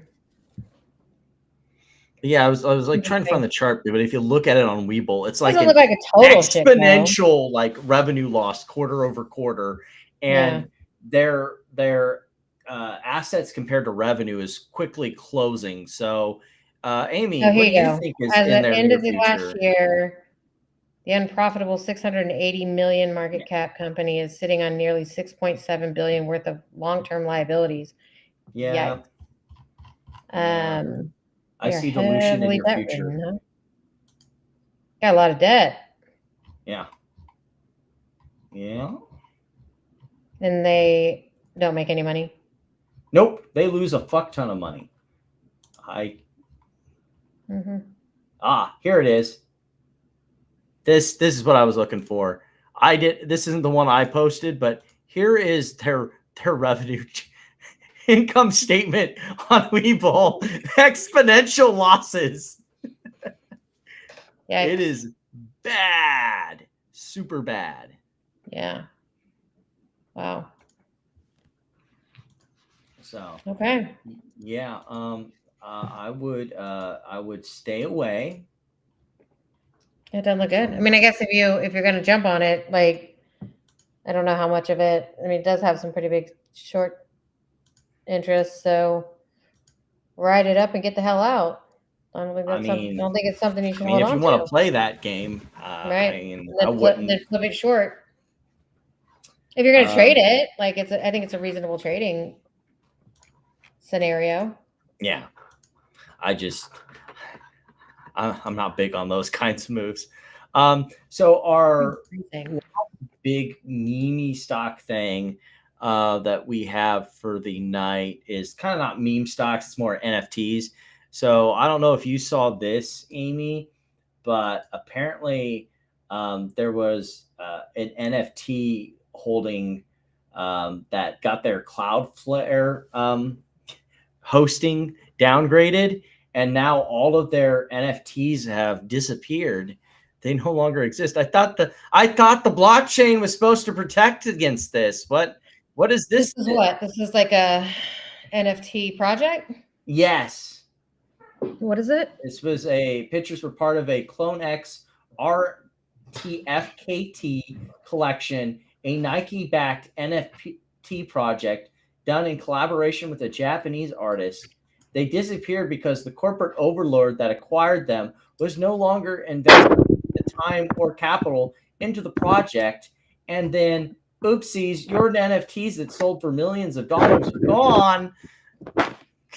They sold or they paid that much? Oh my God, 450 ETH. When was this? Yeah. This is this must have been a recent screen cap. Well, how much was ETH, I guess, when it sold? Let's see here. Let me take a look. Well, when did they sell? Yeah, it's a great question. So we got the project here.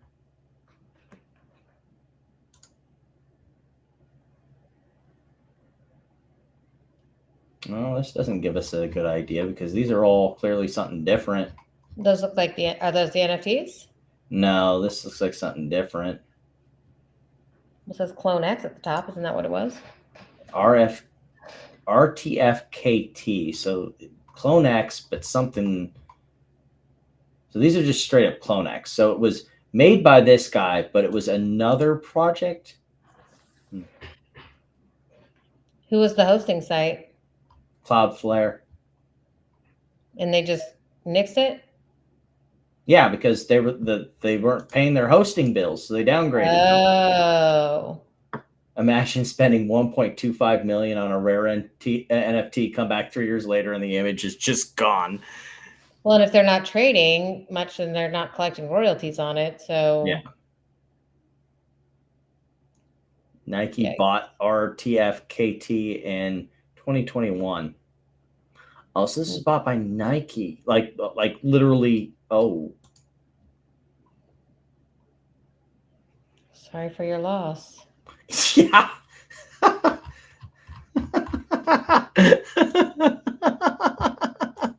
Oh, oof. Sucks.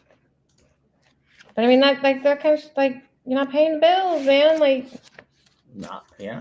If you don't pay the bills, you don't get it.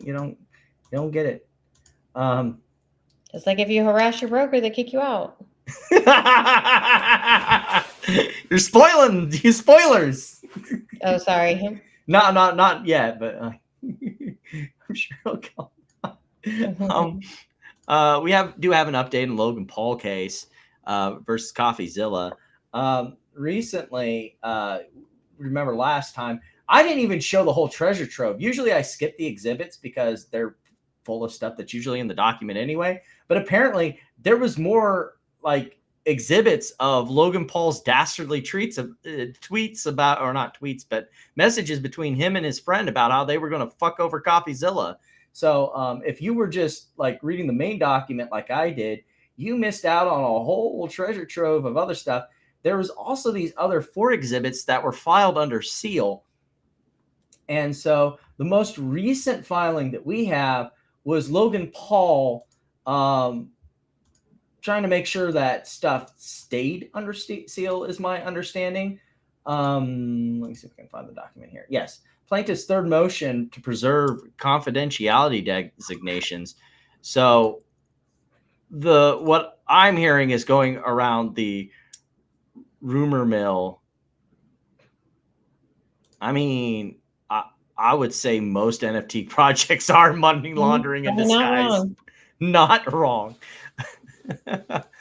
So, I mean, isn't that basically crypto in general? Like, so the exhibits in question that were attached that he's wanting to make sure stay behind the paywall. Exhibit A, B, and C. Yeah, those were the ones that were marked out. And so that leaves us with the curious question. What other of these messages is so damning that Logan Paul's like, nah, bro, I don't want those getting out? so he had them confidential? Well, he asked them to be confidential? They were already confidential. Like when CoffeeZilla's lawyers filed, they were filed confidentially. He's just saying, or like third motion to preserve confidentiality, which means that they were like, when you do a filing like that, you have to like meet and confer. So you go to the other lawyer and it's like, I'm filing this. And they're like, we want these confidential. So when you immediately file, you file with the court and okay, we'll file them confidential and then we'll argue over it later. So what this third motion to preserve confidentiality is CoffeeZilla's lawyers are like, actually, we want those public knowledge. And Logan Paul's lawyers are like, actually, we would rather them not. Okay. For the third time. I don't know if it's the third time is they've been arguing over this 3 times, which I doubt, or this is the third time on different things that they've been arguing about is this particular motion about these particular items, which is more likely. But I find it interesting that of these long lists of, Logan Paul plotting this lawsuit to go after CoffeeZilla, there's some texts that he does not want us seeing. I wonder what they're about. Can only guess, and speculation usually gets you in trouble. So we'll just leave it at that. There are there are text messages between him and his friends about this lawsuit that he don't want us to see. And that's where we'll have to leave that story for now. That should surprise no one. I mean, considering the context of the other messages that we saw last time, where he was like, I want to get back at CoffeeZilla. I want to make him pay. I want to make everyone know that you don't mess with me. All stuff like that. I think we can kind of glean the context of the surrounding messages we're missing. You think? And, yeah. So we're going to back into politics briefly. We have a new star of Congress that uses their privilege as a congressional member to make surprisingly accurate stock plays. We had Majority Taylor Greene on a Palantir purchase that netted her a 48% return. I'd like to be able to. Apparently, she bought the stock on April 8th, and then on the 17th, the deal between Palantir and ICE was announced worth $30 million. Nice gains. Yeah, but I mean, she's already, like, if she bought it April 8th, Palantir's been running all year. She already missed the run up. Which is crazy because, like, Palantir was already overvalued before it had its run. And then suddenly now it's just like, trading over $100 almost right now? I honestly don't even know what they do. Are they cybersecurity? Yeah, they're kind of, I don't know if you'd call it, I think like it's AI adjacent, but they basically co-locate things to like Palantir is an accurate name, I think, for the company. I don't know if you know your Lord of the Rings. And I just hate that guy's hair. Carp or whatever, Alex Carp. Yeah. He's got terrible Mr. hair. Short sellers are evil. Mm. I don't he's enjoy one of those nerds that, you know, usually most are like, you know, pretty harmless. That dude, I have some serious questions about. Like, if you, especially name your company Palantir. I mean, is it supposed to mean something? I don't know what that means. I'm not gonna explain it now. Okay. We'll talk about it later. We'll get you up to speed on your Lord of the Rings lore. It'll make you. I just don't pay attention to everything you need to know about this guy. About. I'm like, and he's probably evil aligned on the D&D scale. Let's put it that way. We also have Congress, well, the Democrats in Congress, asking the watchdog regulator for the FHFA to do some looking into Pulte and some of the other things that has been going on there at the agency as of recently. And wait, what? Yeah. What is it? Let me switch over to this. The watchdog, what? Political FHFA watchdog declines to probe Trump officials' staffing decisions. So this was probably had to do with the firings that Pulte did a while back. And the inspector general said, nah, actually, if you want to go look into that stuff, go talk to the guy who did it. We're not going to oversee it or anything like that, which I don't think anyone should be too shocked and surprised about that one. Got the foxes guarding the hen house as of recently on some of this stuff. Also, I know we didn't. They're all part of a protected class. Yeah, pretty much. Also, I can't help but wreck the feeling that him going after the Attorney General, Letitia James out of New York. Okay, but her, I mean, like her, that feels, mortgage application of hers is, I mean, it's questionable. Questionable. Very. I don't know if you've actually looked at like the mortgage app that she filed, but it's like, it's one of those things that I'll take you on your word because you know that was your area of expertise. I can pull it up, but it's like, but it feels very convenient. You know what I mean? Why? Because she's tried to say that Trump committed mortgage fraud? No. That that suddenly this is becoming a matter of like that's going before it, like because she went after Trump previously. Mm. You mean like she's targeted? Yes. Like, was he hired on to do this? Oh, I don't know. I don't think he necessarily hired on. It's just like on the Pulte to-do list. Mm-hmm. Oh, I'm sure he had a very specific set of I won't say skills, but instructions. Yeah. He's not really great at thinking for himself, so you got to give him a color in the lines, please. Yeah. You know, while you're looking up that, you know what the world really needs? More SPACs. Did you see this one? I can't believe people are still doing SPACs. I thought SPACs went out like off. I thought we learned that SPACs are just another way to say scam because almost all of them, to a T, have lost 90% of their value. Like been absolute junk or delisted. Their pipeline of I mean, when they were designed literally to get around the IPO. When the lockup expires, people are out. Designed literally to get around the IPO process. Like when the SPAC craze was happening, like you could, it was real easy. You just like as soon as it gets filed and they de-SPAC, then you just look at the lockup date. Just get short. What? Pretty simple. They're selling 20 million shares. 200 million. Yeah, 200 million. well, $200 million is the cash they're Yeah. taking in, but it's 20 million shares or Gotcha. units, whatever you want to call them. Units. What are they even? What is this? What is the company? Investing in? So this is Mr. Pulte's friend, the crypto guy. He's starting a SPAC. Pompliano. Yeah, thank you for pronouncing that for me. SPAC. Yeah.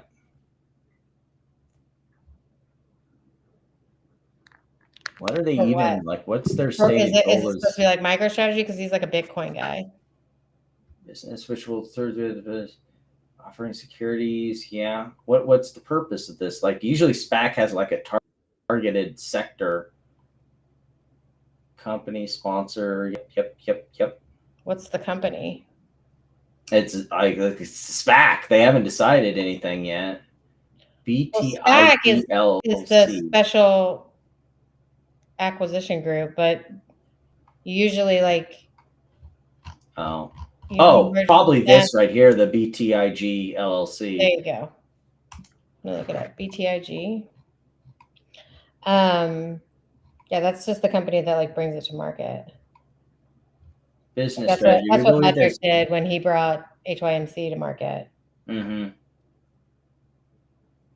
Oh, hey, they're gonna definitely be doing something in the financial industry, it looks like.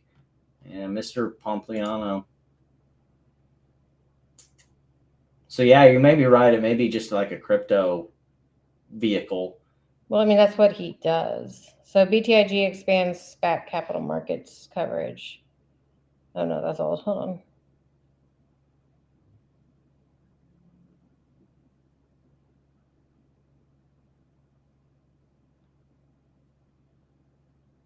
Yeah, they won't even tell us what the business we're not presently engaged and will not engage in operations for indefinite period yet. Okay.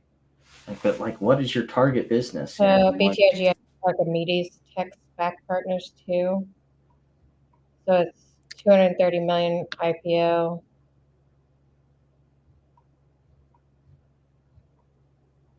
Comprised of 23 million units at $10 per unit. That's NAV. Plus a bunch of warrants. Always. Yeah, well, we'll have to keep an eye on that, I guess. Yeah, I mean, yeah, I could dig into all this now, but I can look it up and then we can talk about it next time, so we know a little bit more about what it is. Yeah, and then actually spend some time onto it as opposed to. Yeah, but he's a around. Guy, so I would imagine it has something to do with crypto. Probably. Moving on to another thing, I want to spend the whole time on it. But did you see this one come across the wire that Apple and the Apple Epic Games case basically got slapped by the court for willfully defying an injunction? Let me pull up the actual thing here. Oh, okay. No, I think you're right. It is. He is the blank check firm. So, ProCap Acquisition Corp. So he is the SPAC. Okay. He filed to raise $200 million in an initial public offering. Pompliano led ProCap to hunt for fintech targets with $200 there you million go. Fintech. Oh boy, so he's looking. Sus. Yeah, he's looking to bring companies public.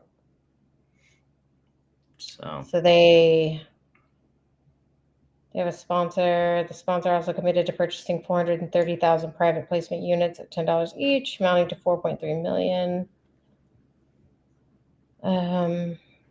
Yeah, I mean, I got to redo this, but yeah, you were right. It is his. It's him. All right. Mm-hmm. So the next thing I have up here is that Saunders. The Epic Games Apple litigation for antitrust in the Northern District of California. For the reasons set forth herein, court finds Apple willfully violated the court's 2021 injunction, which issued to reinstate and prohibit Apple's anti-competitive conduct and anti-competitive pricing. Apple continues to attempt to interfere with competition. Attempts to interfere with competition will not be tolerated. I think this has to do with them trying to find workarounds for their Apple iStore, which was found to be anti-competitive. Yeah. And so to get their fees. There was a clip of this because I don't want to, because it's like a 50-page document. I think this is the one I wanted. There we go. So to summarize, one, after the trial court found that Apple's 30% commission allowed it to reap super competitive operating margins and was not tied to the value of its intellectual property and thus was anti-competitive, Apple's response was to charge a 27% commission on off-app purchases where it had previously charged nothing. Yep. So, no, you said we can't do it in-app. Well, we'll just take it off-app. And they're always going to find the loophole. Yeah. 2, the court had prohibited Apple. This is after they had already didn't they had it for a while where you couldn't even do anything with them through Apple, right? Yeah, you have to do it through they point that out. They got their privileges back and said, watch this. Yeah. 2, the court had prohibited Apple from denying developers the ability to communicate with and direct customers to other purchasing mechanisms. That's the thing that you just talked about. Apple's response imposed new barriers and new requirements to increase friction and increase brokerage rates with full-page scare screens, static URLs, and generic statements. Apple's goal was to dissuade customer usage of alternative purchase opportunities and maintain its anti-competitive revenue stream. In the end, Apple sought to maintain a revenue stream worth billions in direct defiance of the court. In stark contrast to Apple's initial in-court testimony, contemporaneous business documents reveal that Apple knew exactly what it was doing and at every turn chose the most anti-competitive option. To hide the truth, Vice President of Finance Alex Roman outright lied under oath. Outright lied under oath. Yikes. Initially, Philip Schiller had advocated that Apple comply with the injunction, but Tim Cook ignored Schiller and instead allowed Chief Financial Officer not even going to try, LM, and his finance team to convince him otherwise. Cook chose poorly. We need that Indiana Jones meme when the Nazi has his face off. He chose poorly. Real evidence. Epic Games is just they've always been so brutal with Apple. The Apple willfully chose not to comply with the court's injunction. It did so with the express intent to create new anti-competitive barriers, which would, by design and in effect, maintain a valued revenue stream, a revenue stream previously found to be anti-competitive. That it thought this court would tolerate such insubordination was a gross miscalculation. As always, the cover-up made it worse. For the court, there is no second bite at the apple. Wow. Just the brazenness of it, like I had known that this whole thing had transpired, but I hadn't read the part where it's like, oh, by the way, they lied under oath and then tried to cover up everything. It's just like, yikes. Yikes. Don't do that. Judges don't like that at all when you try and play games with them. Quit playing games with my heart. Ooh. Karaoke? Noisy Clorox karaoke? Yeah, you know it. So we also have an update in the Mark Cahodes is quickly becoming my new midwit Mark lawsuit. Let me see if I can go. It should be Holbrook Holdings. So if we remember last time from Holbrook Holdings, Mark was trying to get it that the venue to be used was Georgia and their anti-slap laws as opposed to Montana where he resides, probably because Georgia's gives him more preferential treatment than Montana's does. However, so when you're dealing with a defamation lawsuit like we're here right now, unless the defamation is specifically targeted into a state, then you sue in the person's home state and use their laws for the defamation case. So the defamation happened on Twitter X. It was not directed into any particular state. So you sue Mark in his home state. That's what's going on here. And Mark's trying to get it to be, no. We want to be in Georgia where Holbrook Holdings is. It's like, no, that ain't how that worked, bro. He then also tried to say that, well, since I defamed them, but they never proved that the defamation was not true, then they can't sue me, which they get into here in the introduction. This is the response by Holbrook Holdings asking to add a SIR reply to respond to Mark's argument that he didn't raise in his original motion and then raised in his reply of the whole, well, technically, since they didn't prove that what I said isn't defamatory, then that means that they can't sue me, bro. They talk about the Georgia. I kind of forgot what he said. What did he say about them? Basically that they were working with B. Riley to commit fraud. Got it. More or less was the gist of it. But like, as I had said on Twitter, like an affirmative defense, like one being here, attached the SIR reply to respond to the falsity argument that Cahotes raised for the time in his reply, where here a party raises a legal issue for the first time. Generally, the court gets to ignore it.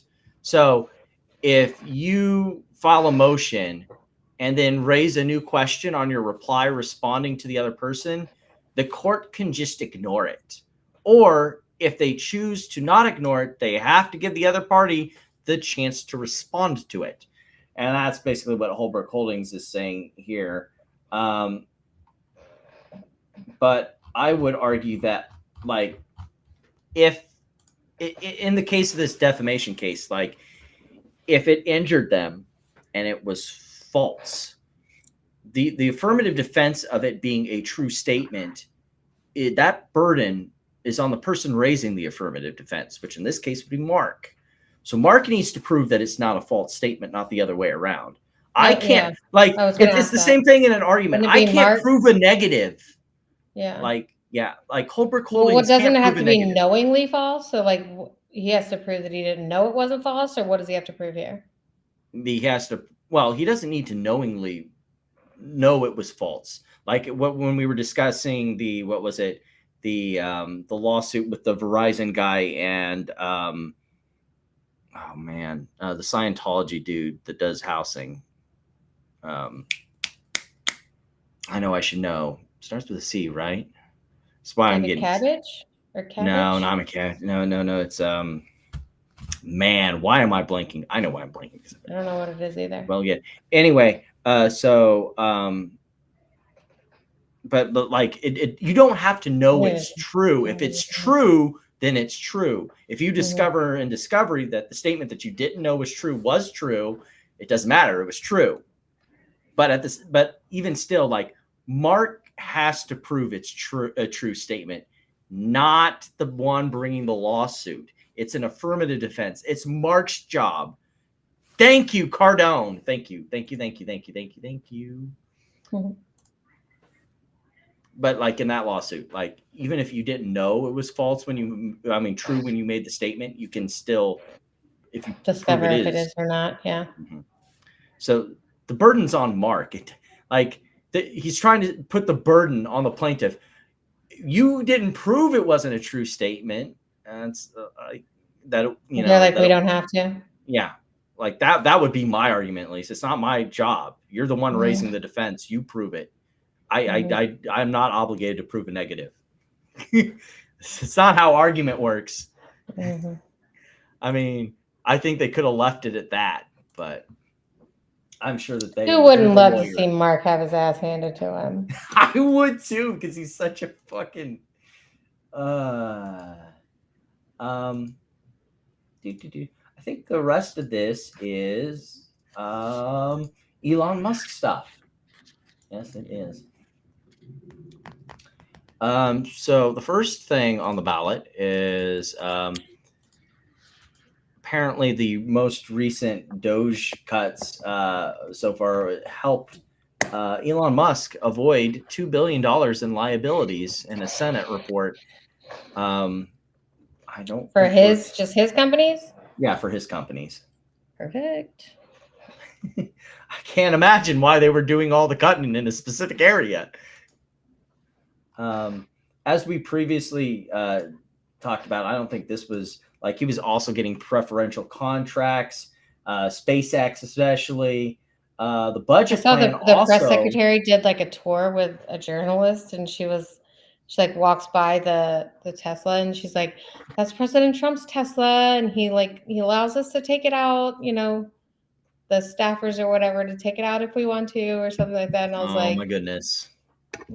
Trump's and there's not also line whipping around in the red Tesla. He's letting all the staffers drive it, and yeah. And then there's line items actually in the Trump budget directed towards SpaceX and other shit.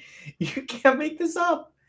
But the real big thing the SpaceX thing I kind of get, right? Like it's not like it wasn't them, it would be NASA, right? Or it could have been Blue Origin or any other.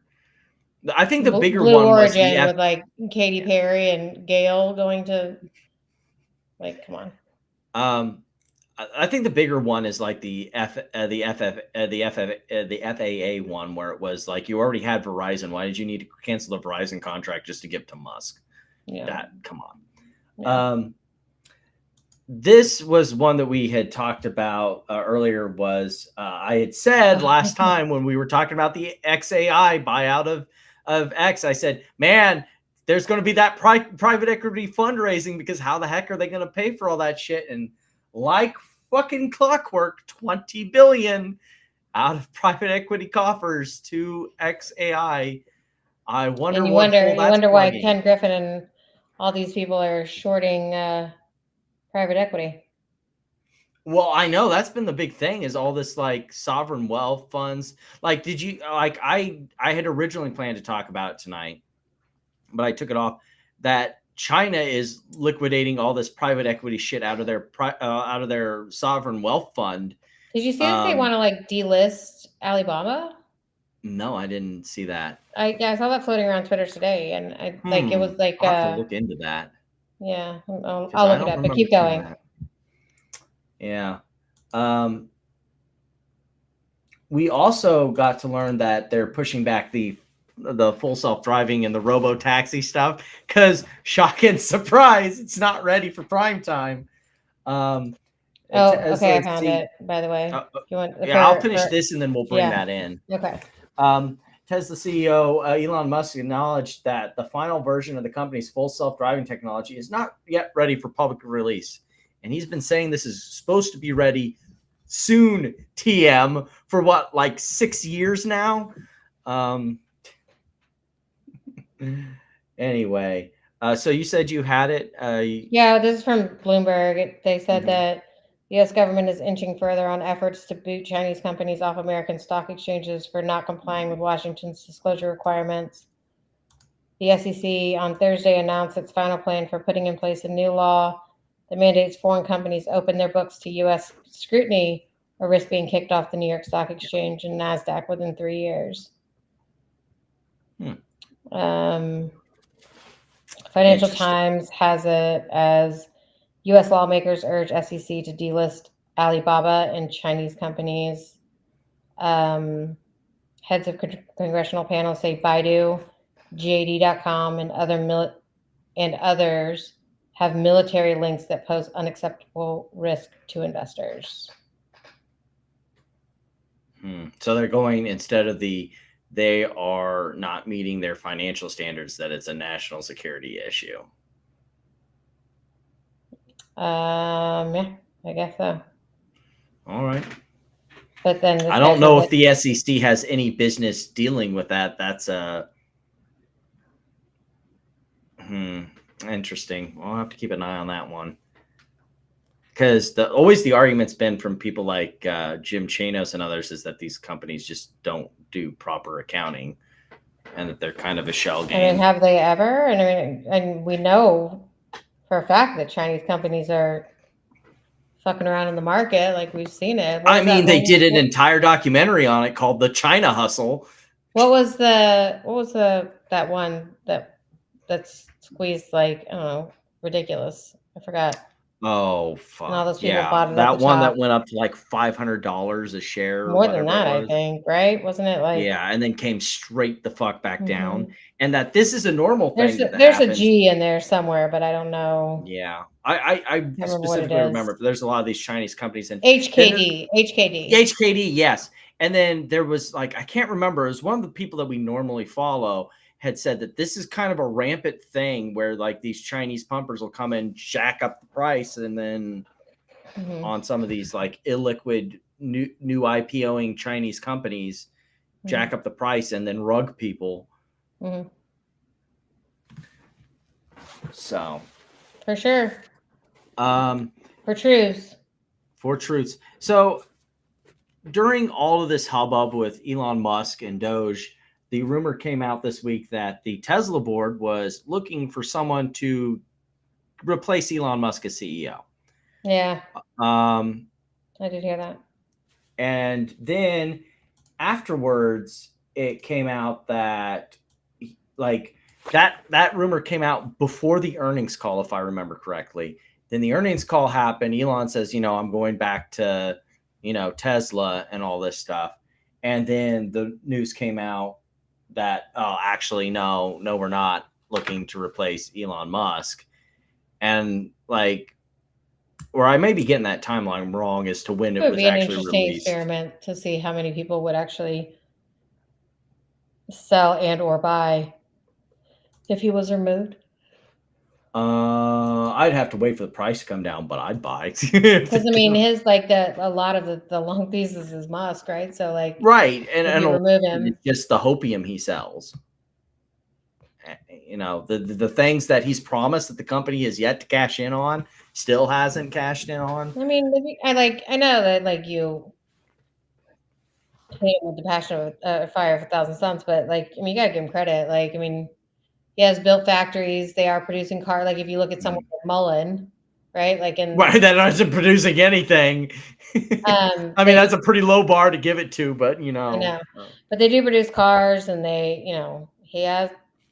he did take Optimus from having to prop it up on stage to an actual thing. Like, I mean, he is doing stuff. So, I mean, as far as, like, innovation, I don't deny that there's stuff going on. I just think he overhypes and overpromises what actually is going on, rather than just saying what is going on. Yeah, and that's a lot of why it trades at a ridiculous PE multiple of what reality should.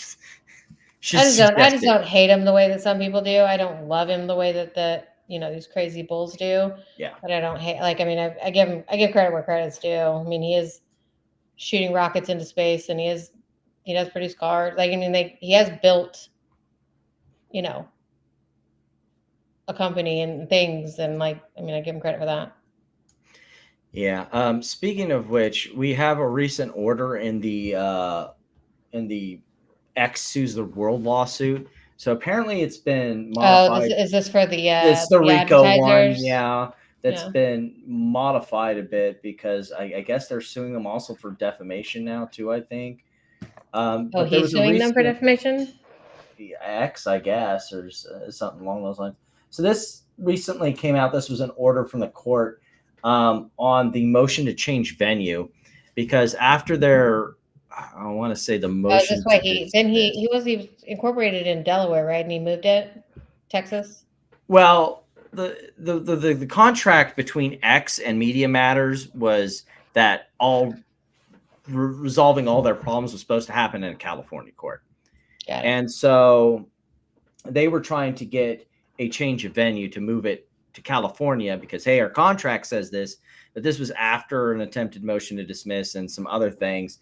And so the court denied it because I'm going to skip over most of the analysis because at the end it kind of pretty well explains. Well, it says the Northern District is because defendants have litigated this case for over a year without requesting a transfer. Defendants' motion to transfer venue based on the forum selection clause is denied. The court also denies defendants' motion to dismiss based on 28 USC 1406A. Defendants' motion reflects a pattern of gamesmanship, which the court previously warned defendants about. As plaintiffs explain, defendants' present motion may indicate that they waived to learn which way the wind was blowing before requesting the transfer. Accordingly, plaintiff is ordered to file a brief explaining why defendant's conduct should be sanctioned, and if so, detailing the court's authority to sanction defendant's conduct. So they're moving for sanctions for basically trying to game the court, which is weird because I think on the underlying RICO stuff, like there is no case here for X. So why Medium Hatters is playing these games jerking around the court only makes them look worse in a case that I think is pretty much theirs to win. So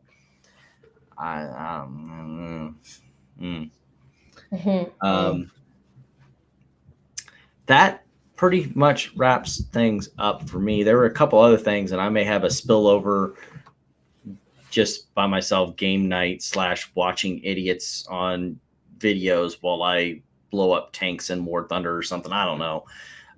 But there's just a lot of stuff that I decided to cut because I didn't want to sit in here forever. And I think 2 hours, we were doing 3 hours. I think getting down to 2 hours. That's a good. When there's like 4 of us all giving opinions, I think it takes a little bit longer. Yeah, and these past couple episodes, it's just been me, you, and Platinum, or me and you, like tonight. So we haven't spent as much time, which is just fine. I like I'm always the person who's like, we have stuff we want to go over, we discuss it, and if that's it, that's it. Because there's no sense overstaying welcome, just talking about stuff that like I've never understood these like live streams that go on for hours and hours. Just like I'm sleepy anyways. Are we doing stupid? So yeah, stupid tweets of the week. I mean, you already know I'm winning. I don't even know why you're trying. So mine comes with a video. You're probably gonna win because I'm kind of like reaching bottom of the barrel stuff here, but I thought this is good stuff. So this was from earlier this week. It was one of the Let's A-List America guys from AMC. You guys oh yeah. A-list? I've got the most cringe-tastic video for you. I'm pretty sure that Chris Wick is paying for like 36 A-lists for people because he was like, "Jeez, gifting sunk cost fallacy in action." I mean, maybe not 36, but. So this at the club. This cool cat. Oh yeah, with the plastic stuff. AMC baby, hodl. Oh, is that Robert? Sounds like him. It is. Like, I hate that I know that. Like, it's so cringe-tastic. Who at the club is just like AMC hodl? Oh my gosh! I hate myself for knowing that. What you got for us? Oh yeah, here we go. So he added in at Scott Traudt, after requesting access to all my MMAT and MMTLP transactions at Fidelity, I received a termination notice.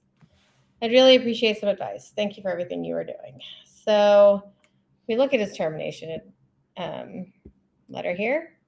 Whoops.